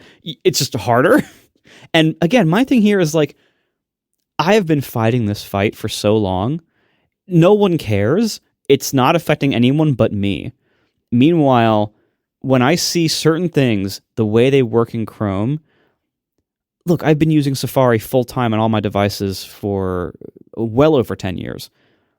And I have to bounce over to Chrome pretty often because whatever I'm using doesn't work in I have to fill out some state tax website thing. Oh, it doesn't work right in Safari. First I try, okay, well, what if I disable all my content blocker? Maybe it's my fault. Nope. Try again, and it still doesn't work because it just doesn't work in Safari. And you can make an argument for is this people not following the standards? Is it Safari not following the standards? Is it web developers not testing things right? And the answer is yes, it's all of those things. But my problem is that sites don't work in Safari sometimes, and I have to go redo the same action in Chrome. That's Apple's problem to fix. I don't want to make it my problem. And whatever the reason, whoever's at fault, it's Apple's problem. Why am I continuing to battle this unless there's really, really good value there? Okay, so if Safari's way better than Chrome in a bunch of other ways, then I'll take that. I will fight. I'll keep fighting that fight. But whenever I pop over to Chrome to do something, I notice a couple of things. Number one, everything works. Number two, it's so fast at everything. Now, part of that is, I think there's just fewer animations and stuff. It also still looks the way web browsers should look, unlike Liquid Glass. But, okay, everything in Chrome is faster. Everything. Opening and closing tabs is faster. Loading websites, for some reason, is faster. Everything is faster in Chrome, and not a little bit. Switching from Safari to Chrome feels like when I switched from Intel to Apple Silicon in terms of performance. It's everything is just baseline faster by a lot. And also, 1Password works 1,000 times better in Chrome than in Safari. Logging into websites, auto-filling forms, it's so good and so fast. I have been wasting years of my life typing my name and address into web forms that didn't autofill correctly. and filling out password forms because it didn't autofill my password, or having to paste in my 2FA code because that didn't autofill. Chrome works so much better in those ways, and 1Password works so much better in Chrome, and it's all so fast. So that's what I'm trying. I'm trying Chrome as my default browser on my Macs. I don't know. I downloaded the iOS version of Chrome. I don't know if I'm going to stick with that, but I wanted to give it a shot. No, don't bother with that. You're not missing anything there. Yeah, it's the same engine. That's the problem. Well, but there's there'll be other benefits if sync and everything are good, which I don't actually know yet. Because so obviously when you switch from Safari to Chrome and you're otherwise an Apple person, you're going to give up certain things. You're going to give up certain integrations. Now, one thing I've noticed is that Chrome on Tahoe has the autofill for messages, which is nice. I don't think I'm going to switch to Tahoe on my main Mac yet because I still hate everything else about it. But I was using it on my laptop that has Tahoe, and I noticed that it did the autofill for messages thing because I think Apple added an API for that in Tahoe. So that kind of made me jealous of Tahoe briefly. But the one biggest downside to Chrome, which luckily you're avoiding, is if like me you are an iCloud keychain user and not a 1Password user, the Apple's keychain plugin extension for Chrome, it's fine. I understand why it works the way it does, but there's some additional friction because of their understandably paranoid security, where if you don't use it often enough on a particular site, you have to end up unlocking it by typing in a 6-digit code before you can do the autofill. And that's a step you don't have to take with 1Password, and that's a step you don't have to take when you're using iCloud Keychain in Safari. So there's a little bit of friction there. And then the other bit is, if you've been using Chrome since the beginning, like I have and never stopped, you end up with tons of like stuff in Google's password manager, and migrating off of that. Because it used to be you couldn't use iCloud Keychain at all directly within Chrome, and then they made that extension. So some of my passwords were in Chrome and some of my passwords were in iCloud Keychain, and doing that transition has been a pain, especially since basically the most expedient way to do it is to not disable Chrome's autofill. So now I've got two autofills fighting in the same web page, and I'm almost done with that transition. But 1Password, this is one of the beauty, former sponsor of the show, whatever. But one of the good things about 1Password is that it is, in fact, cross-platform, cross-everything. So it works in Safari. It works in Chrome. It's the same wherever you put it. It's not like Apple's thing, which works way better in Safari than it does in Chrome. Yeah. And so at this point, like, so far, my experiment with Chrome, again, it's only been a couple days, but so far, it feels amazing to be this fast and this automated in so many ways, and to just have fewer problems. And this is the kind of thing that I'm hoping to do more of during my year of efficiency. Of just like, I've been tolerating certain friction and doing a lot of manual work and shuffling things back and forth. And I know this isn't going to be a panacea. Because I'm not going to have Chrome probably on my iPhone, because it is kind of weird there. But because I'm not going to do that, I'll miss out on certain shared histories and things. Like if I'm using Safari on the phone but Chrome on the desktop. So I know there's going to be some additional friction there, and maybe long term I will realize that's not worth it, and maybe I'll switch all the way back to Safari again. But right now, like the initial impression of just having Chrome as default, it's just so fast, and I'm looking forward to things not breaking as much or at all, because I've just been dealing with so much of that. I have a different name for your yearly theme. It's the year of basic. Because you're becoming basic. You're going to use Google for search. You're going to use Chrome for your browser, which, by the way, go look at any kid. And like, they want to use Chrome as their browser. My kids refuse to use Safari because they've just grown up on Chrome. You're using the things that everybody else uses. You're not using DuckDuckGo and Coggy and sticking with Safari. You're just going to use Google Search and Chrome and Google Maps. The year of basic, but in a good way, in parentheses. Yeah, because it's just, I'm tired of fighting all these fights that don't matter to anybody but me. Like, all these years I've been raging against this stuff, and you know what? In the meantime, Chrome has some downsides, and Google's really creepy, and it used to have a pretty big battery cost on Apple's computers. Well, I think Apple's computers are so good now that the battery cost, I'll take it. Yeah, the battery cost is still there. Safari is still better in power. I'm sure, but you know what? If it gets me this much speed, fine. I accept the battery cost. These laptops have great battery life these days. I can spare a little bit to have some of my time back. And so that, I think, like, that's a major shift here. I think AI is a big shift here, and integrating Gemini with all your stuff, I think it's going to be increasingly valuable. I'm not going to switch to Gmail or anything. Although I did briefly consider, like, should I start like forwarding all my email to Gmail so we can maybe integrate stuff there? Mm-hmm. You're turning into me. Yeah, you really are. God help us all. Should try using an Intel Mac. I'm not going to. I mean, let's not be too ridiculous. So this is where I am. Like, and I want to. I think the AI revolution is blowing a lot of stuff wide open in tech, and it's going to keep doing that, as we were saying earlier. And so I want to actually challenge my assumptions that I've had for like the previous eras of tech. My assumptions of like I should avoid Google because they kind of creep me out and I don't like the way they do some stuff. It's like, okay, well, Apple has their own BS too. None of the tech giants are particularly clean in that way anymore, if they ever were. And so there are certain areas that I think, deserve reevaluation sometimes. And in the wake of like significant disruption, which is what AI is doing and will continue to do, that's a good opportunity to reevaluate some of your assumptions and long-held habits and allegiances. And it's like, is this still best for me? Are my assumptions still the case? And are the choices I made 15 years ago still the choices I should make today? Or are certain things worth reevaluating? And so that's what I'm doing. I'm heading into this year doing some of that reevaluation and hopefully save myself a bunch of time along the way and hopefully making some good stuff for the show, whether it succeeds or not. Chaos is a ladder. Casey? Nope. Anyone? Nope. Absolutely not. I'm not asking you, Marco. Come on. Yeah. Anyway, chaos is a ladder, and Marco's climbing it. What is that from, John? Game of Thrones. I've never seen it. No, Jesus Christ. All right, fine. I didn't expect Marco to see it, but all right then. We are sponsored this episode by Factor.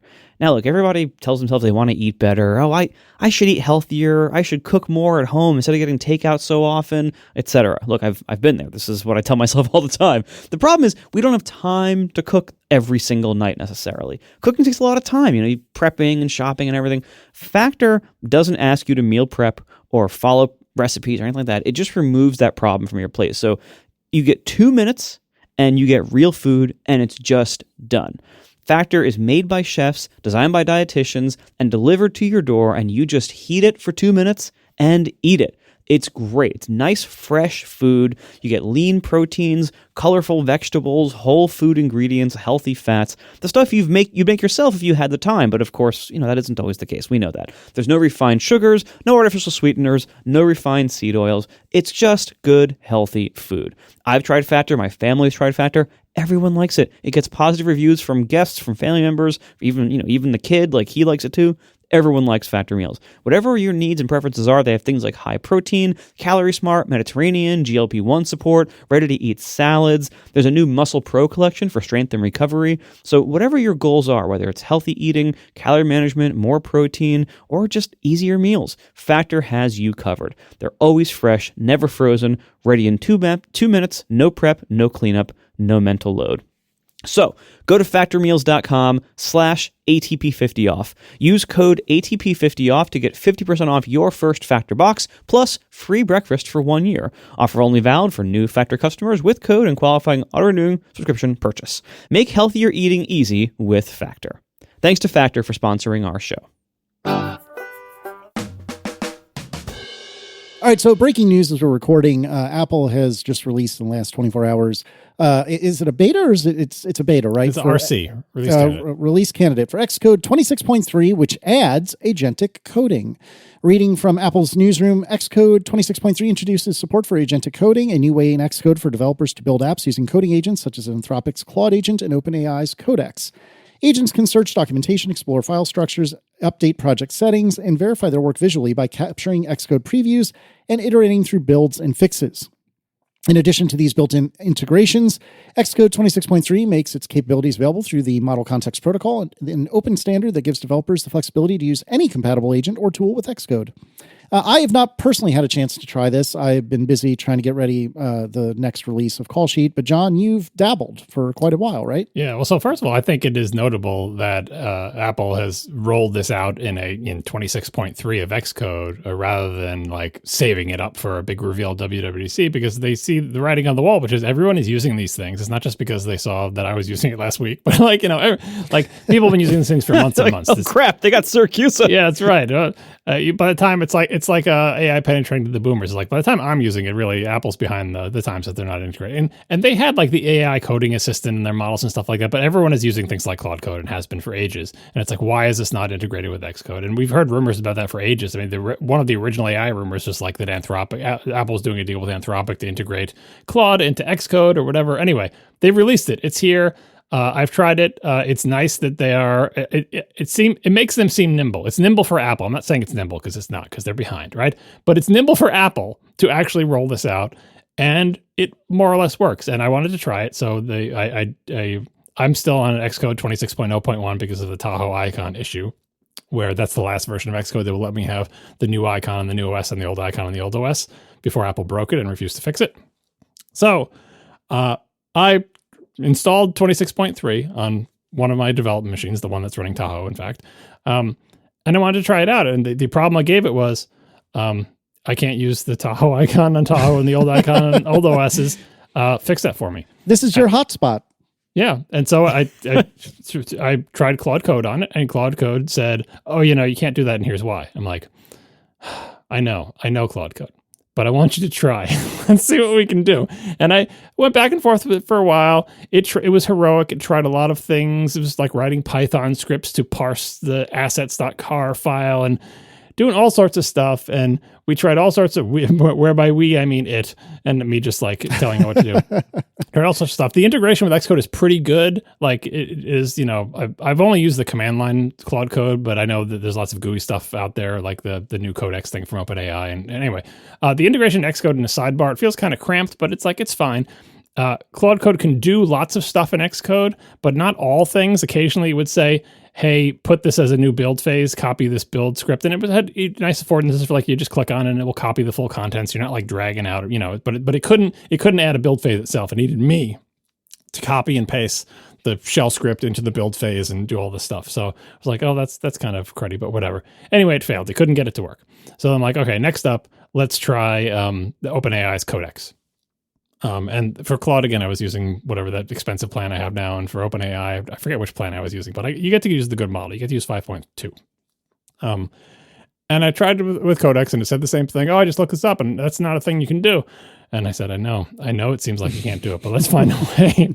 And I went back and forth, and basically I rubber ducked with it a lot because, when you're explaining, rubber ducking is when you're facing a programming problem and you explain it to a rubber duck. The rubber duck's not going to help you, but the act of you having to explain it makes you, verbalize things that you hadn't thought of before.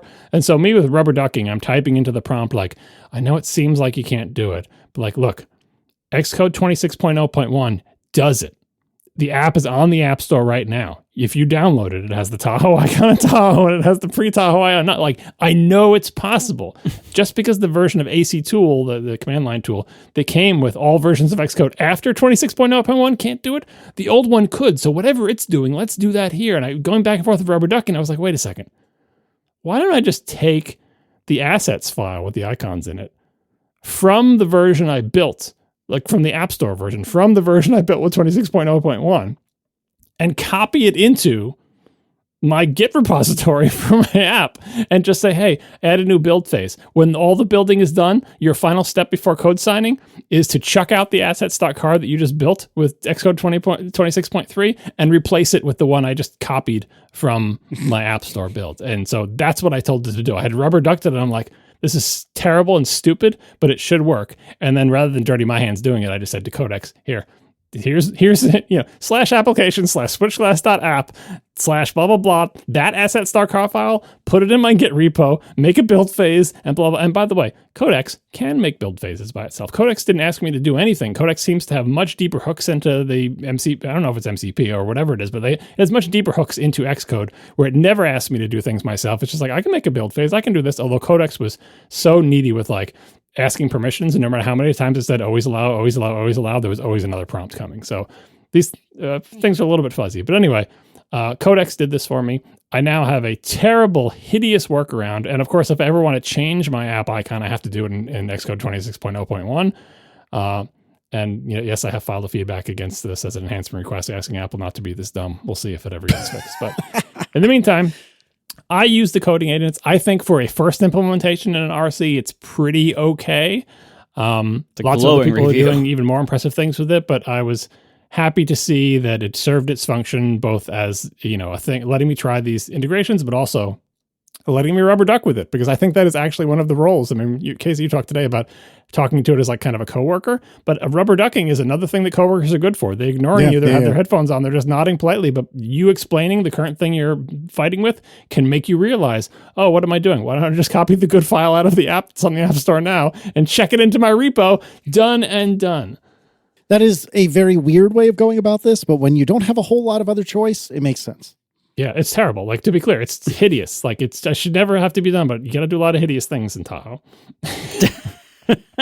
And then the other angle on this is, was it Kyle Hughes posted a graph. I'm not sure where it came from, but his wording on it was, 2025 was indeed the dawn of drop shipping apps, as the prophecy foretold. We'll put a link in the show notes to drop shipping, but it's like, by making it easier to become like essentially a merchant online where you don't have any inventory and you just take orders and then take the thing from somebody else and make it shipped to you, that increased the number of people selling things online. Well, the graph is how many iOS apps have been released per month. And you can put a dotted line on the graph where like agentic coding arrived, and the line's going up much faster than it was before. Like before it was basically flat, and now it's taken off. And it's not shocking, because if you put a coding agent to Xcode and you can just type words in the sidebar in English and get an app out of it, and you can totally do that. There's going to be more stuff submitted to the App Store. Probably more junk, but it's a concern for all of us, because it's not like app review was particularly... it's been reasonably speedy compared to the bad old days, but like this increase is not going to help things. Yeah, I mean, I think this is the least of our problems in terms of... That's Apple's problem, but yeah. Yeah, I mean, I think the area of like how much is agentic coding going to affect, both us as developers and also the software environment on the iPhone. Those are huge questions. And I think the answer is going to be, it's going to affect us a lot in both ways. It already is affecting us a lot. That's the thing. Yeah. It's already happening. Yeah. This is happening today. And we didn't even cover like the whole like, CloudBot, MoltBot, OpenClaw thing. Like there's so much, there's so much happening right now driven by AI that like it's hard to even hear about it all, let alone try it all or become proficient in any of it. We're in such high motion right now, but will software developers like us, will we even be that necessary going forward? Or like, what will junior developers do? Like maybe you have one senior developer, controlling a bunch of agents like that themselves are controlling a bunch of agents. Like there's so many ways this can go, but it's looking like we should not underestimate the capabilities of these systems for the foreseeable future, because there's so much that they are already doing today. This is an area like I feel like I'm way behind, because I have not yet used much AI coding at all. I haven't done any of the agentic stuff. I've only been like asking the chatbots for code snippets here and there. Like today I was writing something for Overcast today, and I was like, oh, I have like this set of data here, and how do I write me some Swift code to take this set of data that I have and make it into this other type of format. And it's like, oh, well, the algorithm you want is called this, and here's an implementation with Swift that uses generics, and I plopped it right in, and it was great. But even that, like, is this just like me typing in my name in a web form? Why am I wasting time copying and pasting Swift code that is generating into my project and integrating it myself when I could just be using these agents to say, just make this feature work? And I don't think we're that far from that, even for very complex things. Like we're there already for a lot of simple stuff. And this stuff is, just been born basically. Like we're so early into this, and it's this good already. This is getting better rapidly, and I think we are in a real inflection point for many industries, including our own. And I don't know that it's necessarily, super destructive, but it's certainly very different. And we got to get on board or be okay with being abandoned. Yeah, and comparing this, I mean, I know it's the same underlying tech, but comparing this to the early optimism about how LLMs are going to lead us to AGI, the real AI, the thing that used to be called AI before we took the term and perverted it.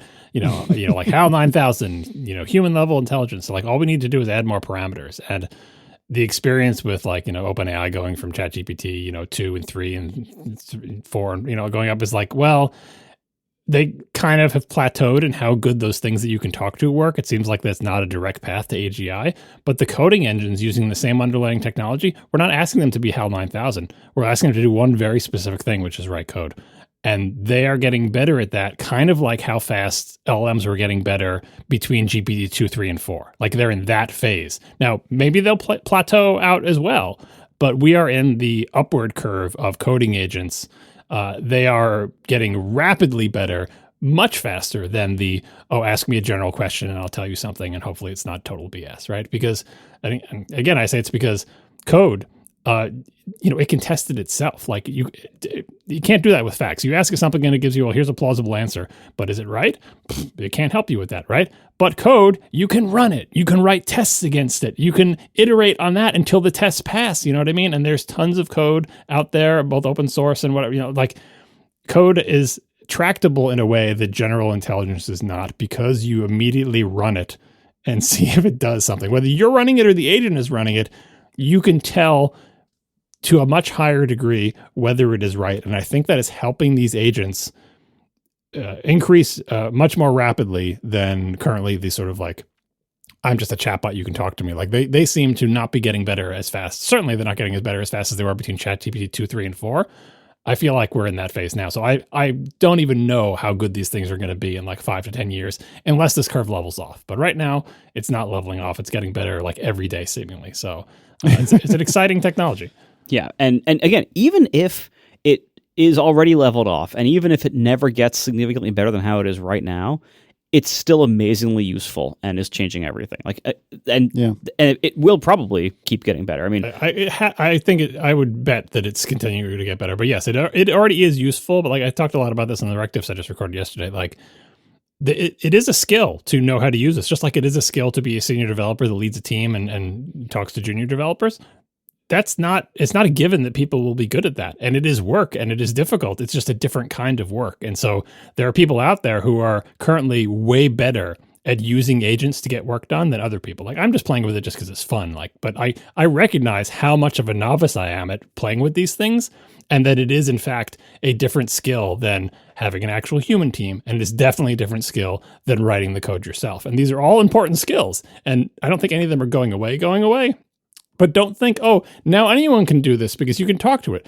It does make it open to more people, but the skills required to use an agent well are actually fairly difficult to master and require lots of expertise and are not sort of evenly distributed through the populace. So it's really just more of a change in who might excel in a world where most coding is done by agents, but it's not easy. And I don't think it will actually be the case that it, depresses salaries or whatever. But I do think, again, like the Industrial Revolution, lots of people will lose their jobs, and then they'll die and new people will get different jobs. And it's going to be disruptive. It's going to be harmful and disruptive.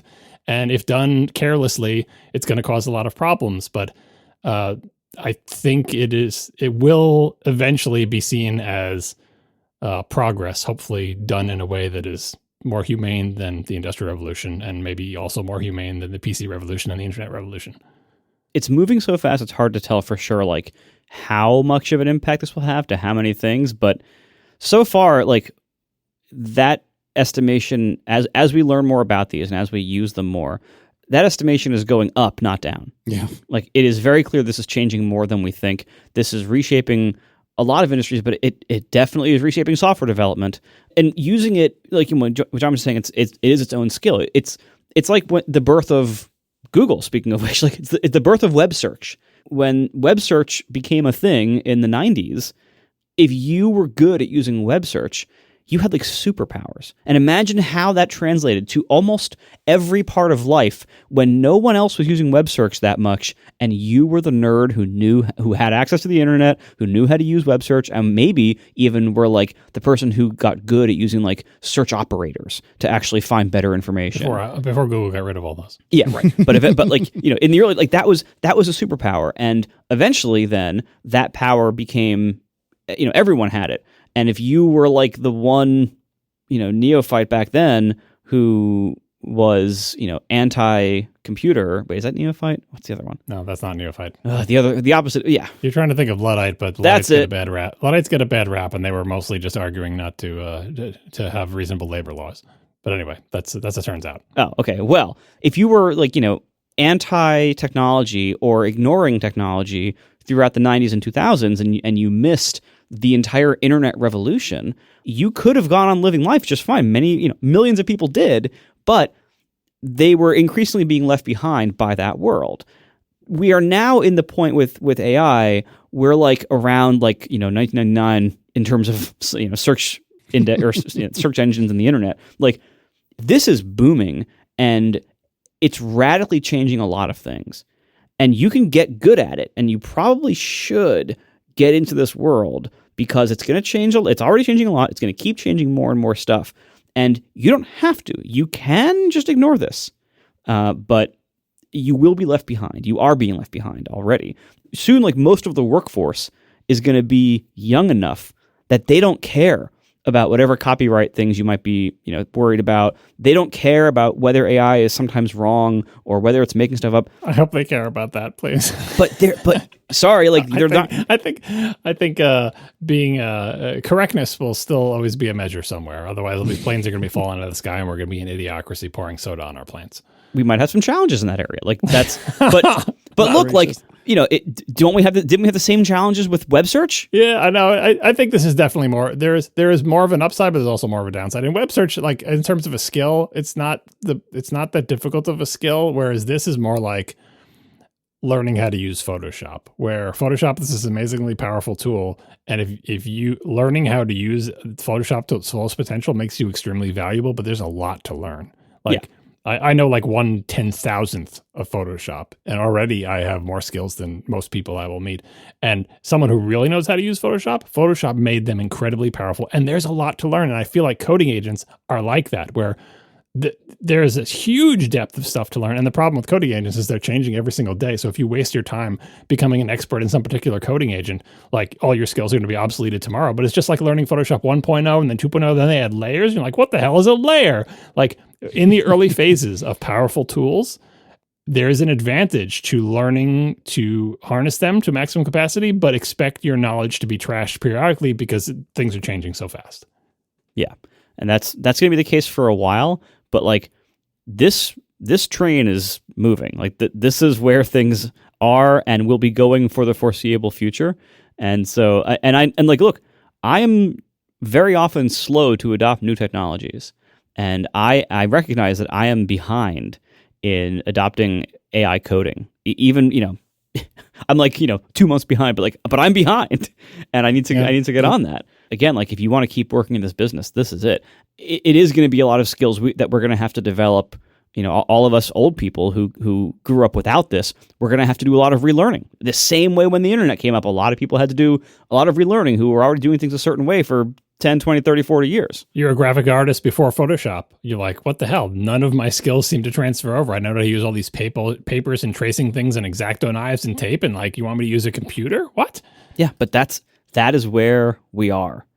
Jump in, because this is it. This is not being put back in the bottle. And if you think copyright or moral arguments are going to save you, I'm sorry, I have bad news for you. I don't think that's going to happen. There were also copyright concerns over web search engines, because in order for Google and other search engines to index content, they have to read it. And that's making a copy, even temporarily in the server's memory. That's making a copy. And this was litigated. Whether or not it was fair use to make a copy of copyrighted stuff from a web page to just read it, if from a program, from either a search crawler or even a web browser. You have to make copies in memory to do anything with anything. That's copyright violation at the purest form, and that had to be litigated. Guess what? Technology won. The massive utility of technology won out over nitpickiness over copyright law. And I think the same thing ultimately is going to happen here. I mean, there might be a slightly bumpy route to get there, but copyright's not going to kill AI. AI is here, and the value, the utility is so high. you're not going to be magically nothing's putting this genie back in the bottle. Nothing's going to save us from this. Well, you really have a lot more faith in our judicial system than I do. Just because it doesn't make sense to you doesn't mean it won't become law in this country. Have you not learned anything? Well, there's a lot of money behind it. Don't worry. There is, but still, even that's not a guarantee. Anyway, I'm not as I don't agree that it's the same situation. And I think we do need to make some adjustments for reasons that we've discussed on past episodes. But I just don't know how it's going to turn out, because trying to use like logic and reason to predict what laws will be upheld in this country has not worked for decades, and it's really depressing. All right. Thank you to our sponsors this week, Gusto, Factor, and MasterClass. And thanks to our members who support us directly. You can join us at atp.fm/join. One of the many perks of membership is ATP Overtime, our weekly bonus topic. It's usually about 15 to 25 minutes of one more topic for the show that it kept falling down the list and we didn't actually get to it. This week in Overtime, we're going to be talking about, apparently Apple is rumored to be making basically an AI pin.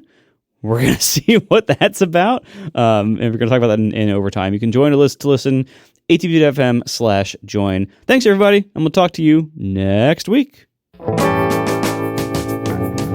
Now the show is over. They didn't even mean to begin, 'cause it was accidental. Oh, it was accidental.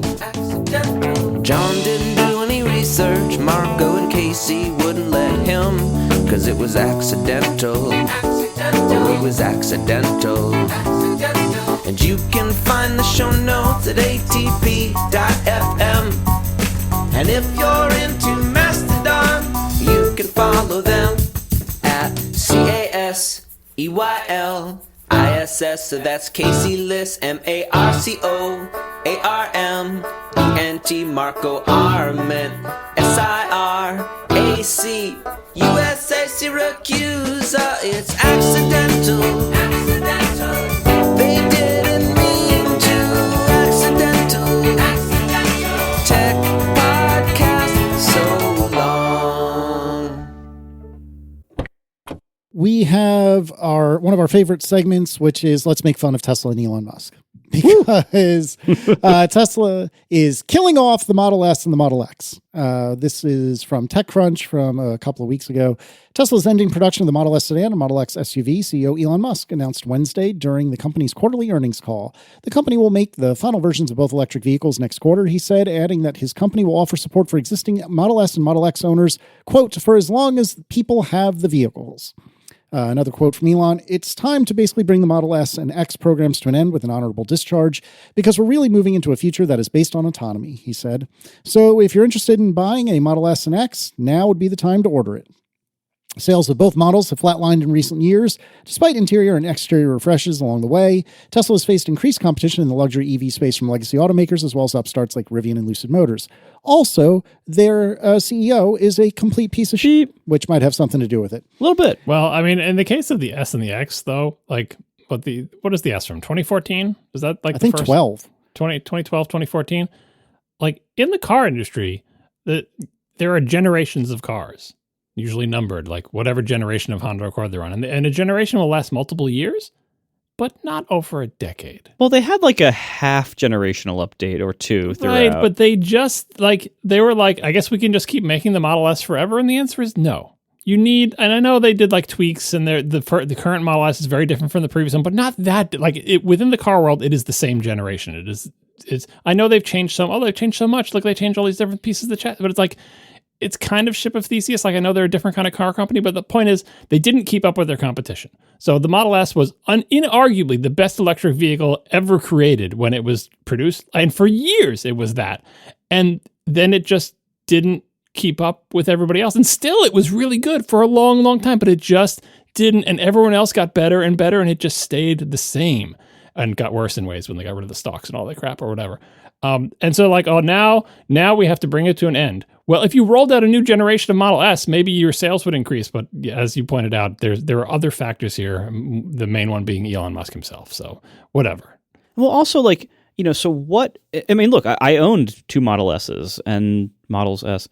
They, for the time especially, they were amazing cars.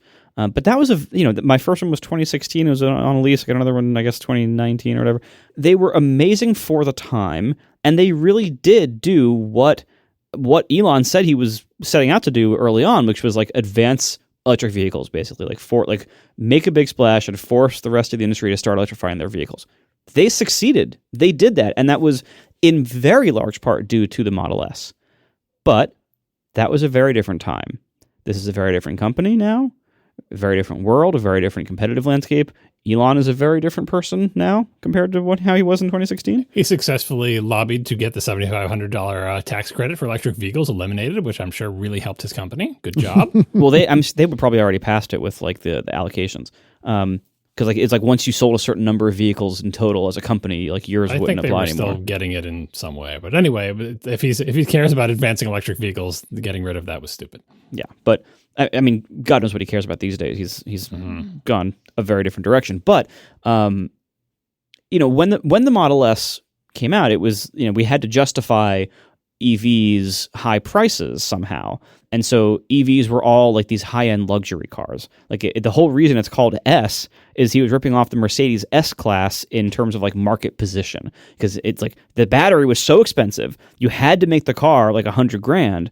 And so it's like, okay, well, how do we sell $100,000 car? We'll make it compete with the Mercedes S-Class, or at least we'll position it that way.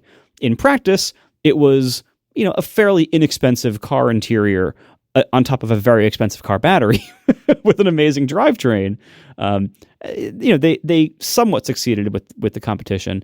But what really set the company, on fire was, kind of two things: the Model 3, which radically changed everything, and Elon promising all this like self-driving robotaxi stuff that has kind of not quite really ever made it, and may someday we'll get to possibly. That in a little bit. Yeah, we'll get to that anyway. But now EVs there's so many EVs in the market now from everybody else. And they're not only the super high-end $100,000 cars anymore. Now they've come down in price, including largely Tesla's own Model 3 and Model Y. And where Tesla has driven their product line was towards volume and towards lower prices, which they do. They're very competitive in that area, like with the Model 3 and Y, like compared to the rest of the market. Like they are very competitive. But what they've done is they've stripped down. They've decontented their cars to bring the price lower and lower and lower. And meanwhile dealing with their own profitability along the way, and that's been kind of a roller coaster. But like the first Model S that I got was fairly luxurious. It had a lot of luxury features. It had nice. It was like the highest end Honda interior quality. With a really amazing drivetrain that beats supercars. Like it was very lopsided, but it was a very nice car. Over time, as they've gone with the higher volume models, the Models 3 and Y, those were a lot less nice inside than the S and X R/were. And then when they redid the Model S to add the stupid half steering wheel and other things, they kind of gave it the same treatment. They kind of decontented it. They took a lot of stuff out. They simplified or whatever, but it made it actually feel like an even cheaper car. Over time, as Tesla has become more about just selling the biggest volume of the cheapest EVs that they can, they've totally ignored the S and the X. And maybe that's because the market has too. I don't know. The current Model S is not nearly as nice as the old ones. Tesla is not nearly as nice of a car company. They're really no longer that luxurious of a car company, and certainly Elon himself and his politics have taken a lot of damage out on the company. And so now it makes sense. Like, as much as it pains me to see that the Model S, a car I used to love a lot, is gone, or it's about to be gone, I hardly ever see them on the road anymore. The new generation, I've hardly seen any ever. So it does seem like nobody was buying them. It does seem like most people were just buying the Model 3 and Y.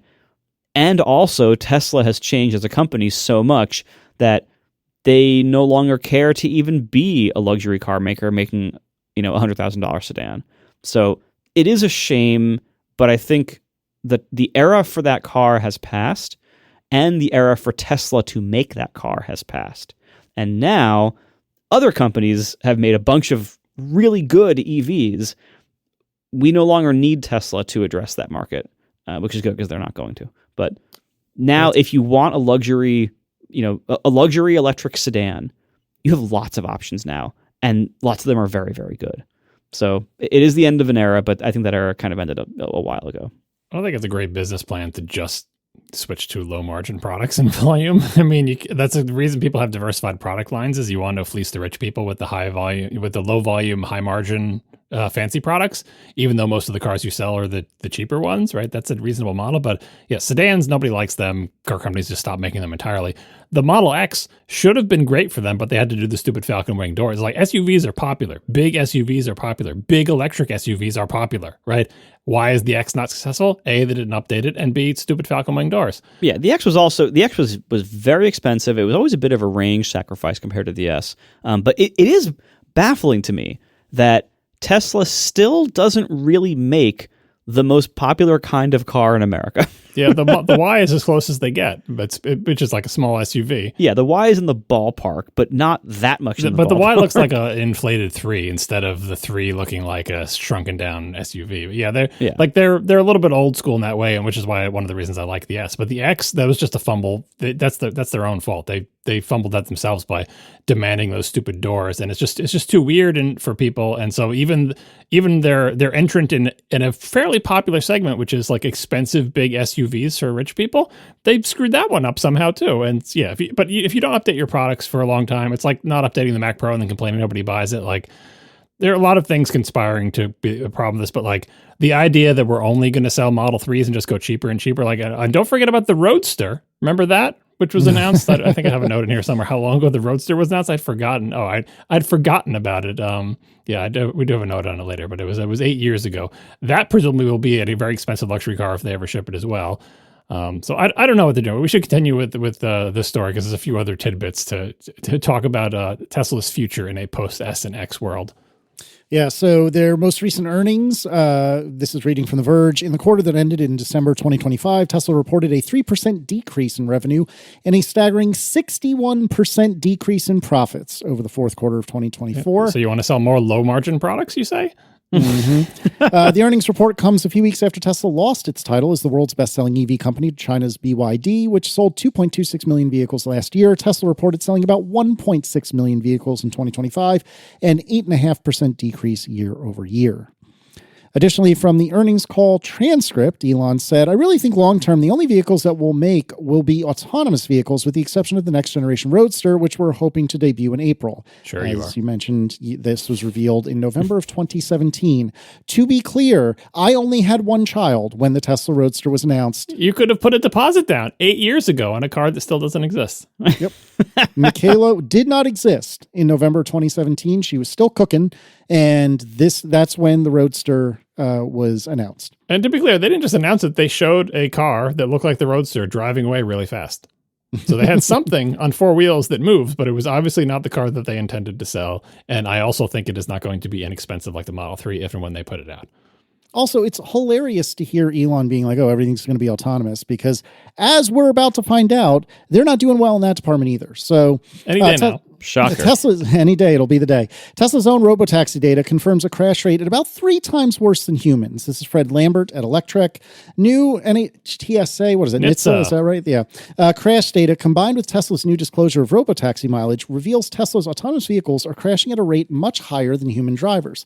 And that's with a safety monitor in every car. According to a chart in Tesla's Q4 2025 earnings report showing cumulative robotaxi miles, the robotaxis experience roughly one crash every 55,000 miles. For comparison, human drivers in the United States average approximately one crash every 500,000 miles, according to NHTSA data. Waymo has logged over 125 million autonomous miles and maintains a crash rate well below human averages. Now, it's worth noting that not everything gets reported. So when I said a moment ago, human drivers do one every 500,000, that's crashes that are reported. And so there's a little bit of like thumb in the wind. Not every robotaxi thing gets reported either. Well, fair. But Fred Lambert did a little thumb in the wind calculations and said, yeah, basically robotaxis are 3 times worse than anything else. Additionally, and we'll talk about this in a second as well. I don't remember if it was this article or the next one we're about to bring up, but they noted as well that Whenever Tesla has a robotaxi accident, they basically redact everything, whereas Waymo's Waymo's whatever autonomous vehicle reports will say the Waymo was traveling at 5 miles an hour north on First Street, and then it impacted a pedestrian or whatever the case may be, and like has extremely detailed reports, whereas Teslas are hidden behind, this is ND8 or whatever the case, something like that, like corporate secrets, blah, blah, blah. Yeah, they're very, very shady about it. Super shady. Waymo's safety record, reading from the New York Times in December of last year, Jonathan Slotkin writes, when compared with human drivers on the same roads, Waymo self-driving cars were involved in 91% fewer serious injury or worse crashes and 80% fewer crashes causing any injury. If Waymo's results are indicative of the broader future of autonomous vehicles, we may be on the path to eliminating traffic deaths as a leading cause of mortality in the United States. While many see this as a tech story, I view it as a public health breakthrough. Yeah, Waymo's approach to this is like the exact opposite of Tesla. Tesla has been promising the moon for years and years and failing to deliver and doing stupid things. And Waymo has been so incredibly cautious and careful over so many years. Everything has to be totally controlled. Roads mapped down to the smallest millimeter. Just roll everything out slowly. Do everything slowly and carefully, because the most important thing is to not hurt people and to not be unsafe. And yes, they clog traffic in San Francisco and stop emergency vehicles, and it hasn't been all perfect, but like I always get the impression that Waymo is trying as hard as they can not to screw up. And I get the opposite impression from Tesla, which is they're trying to say, we're here, we've done it, full self-driving. Your car will be making money for you while you sleep, and we'll just keep saying that for the next decade. Please give us money. And by the way, we're taking LiDAR out of the cars because I think that's a good idea, but I'm stupid. So it's not shocking that like robotaxis, like he just wants there to be a robotaxi and they put a human safety driver in every car and they're still 3 times worse than human. Like this is just, this is one of the main reasons that I will never buy a Tesla is I do not trust a company with that person at the head of it, because every instinct he has and everything he wants his company to do is the opposite of what I want in a thing that I put my life into, right? I understand like they have at various times been good cars and may be good cars, but like his incredible control of that company, it filters down into all levels. Like every story you hear about the terrible racist factories, which, you know, in hindsight should have been a big sign about him. And like the things he makes people do in the assembly line, buying a brand new car and finding parts of it held together with zip ties, and the removing LiDAR and saying cameras are good enough and promising self-driving. And it's just like, I don't want to be anywhere near that with my life or anyone else's life. And then Waymo, like I'm not sure what their path to success is. But everything I read about them is like they're always doing a little bit better than they did before, and they're trying to be as safe as possible. And I'm glad to hear that their stats show that they are actually exceeding human safety in the scenarios where they choose to drive, which again are still very limited, but like that's appropriate. Like that they're not saying it'll this car will drive you across country while you sleep. Like Waymo doesn't say that because they can't do that, and they're being careful. And I hate Elon Musk. I will fight you for which one of us hates him more.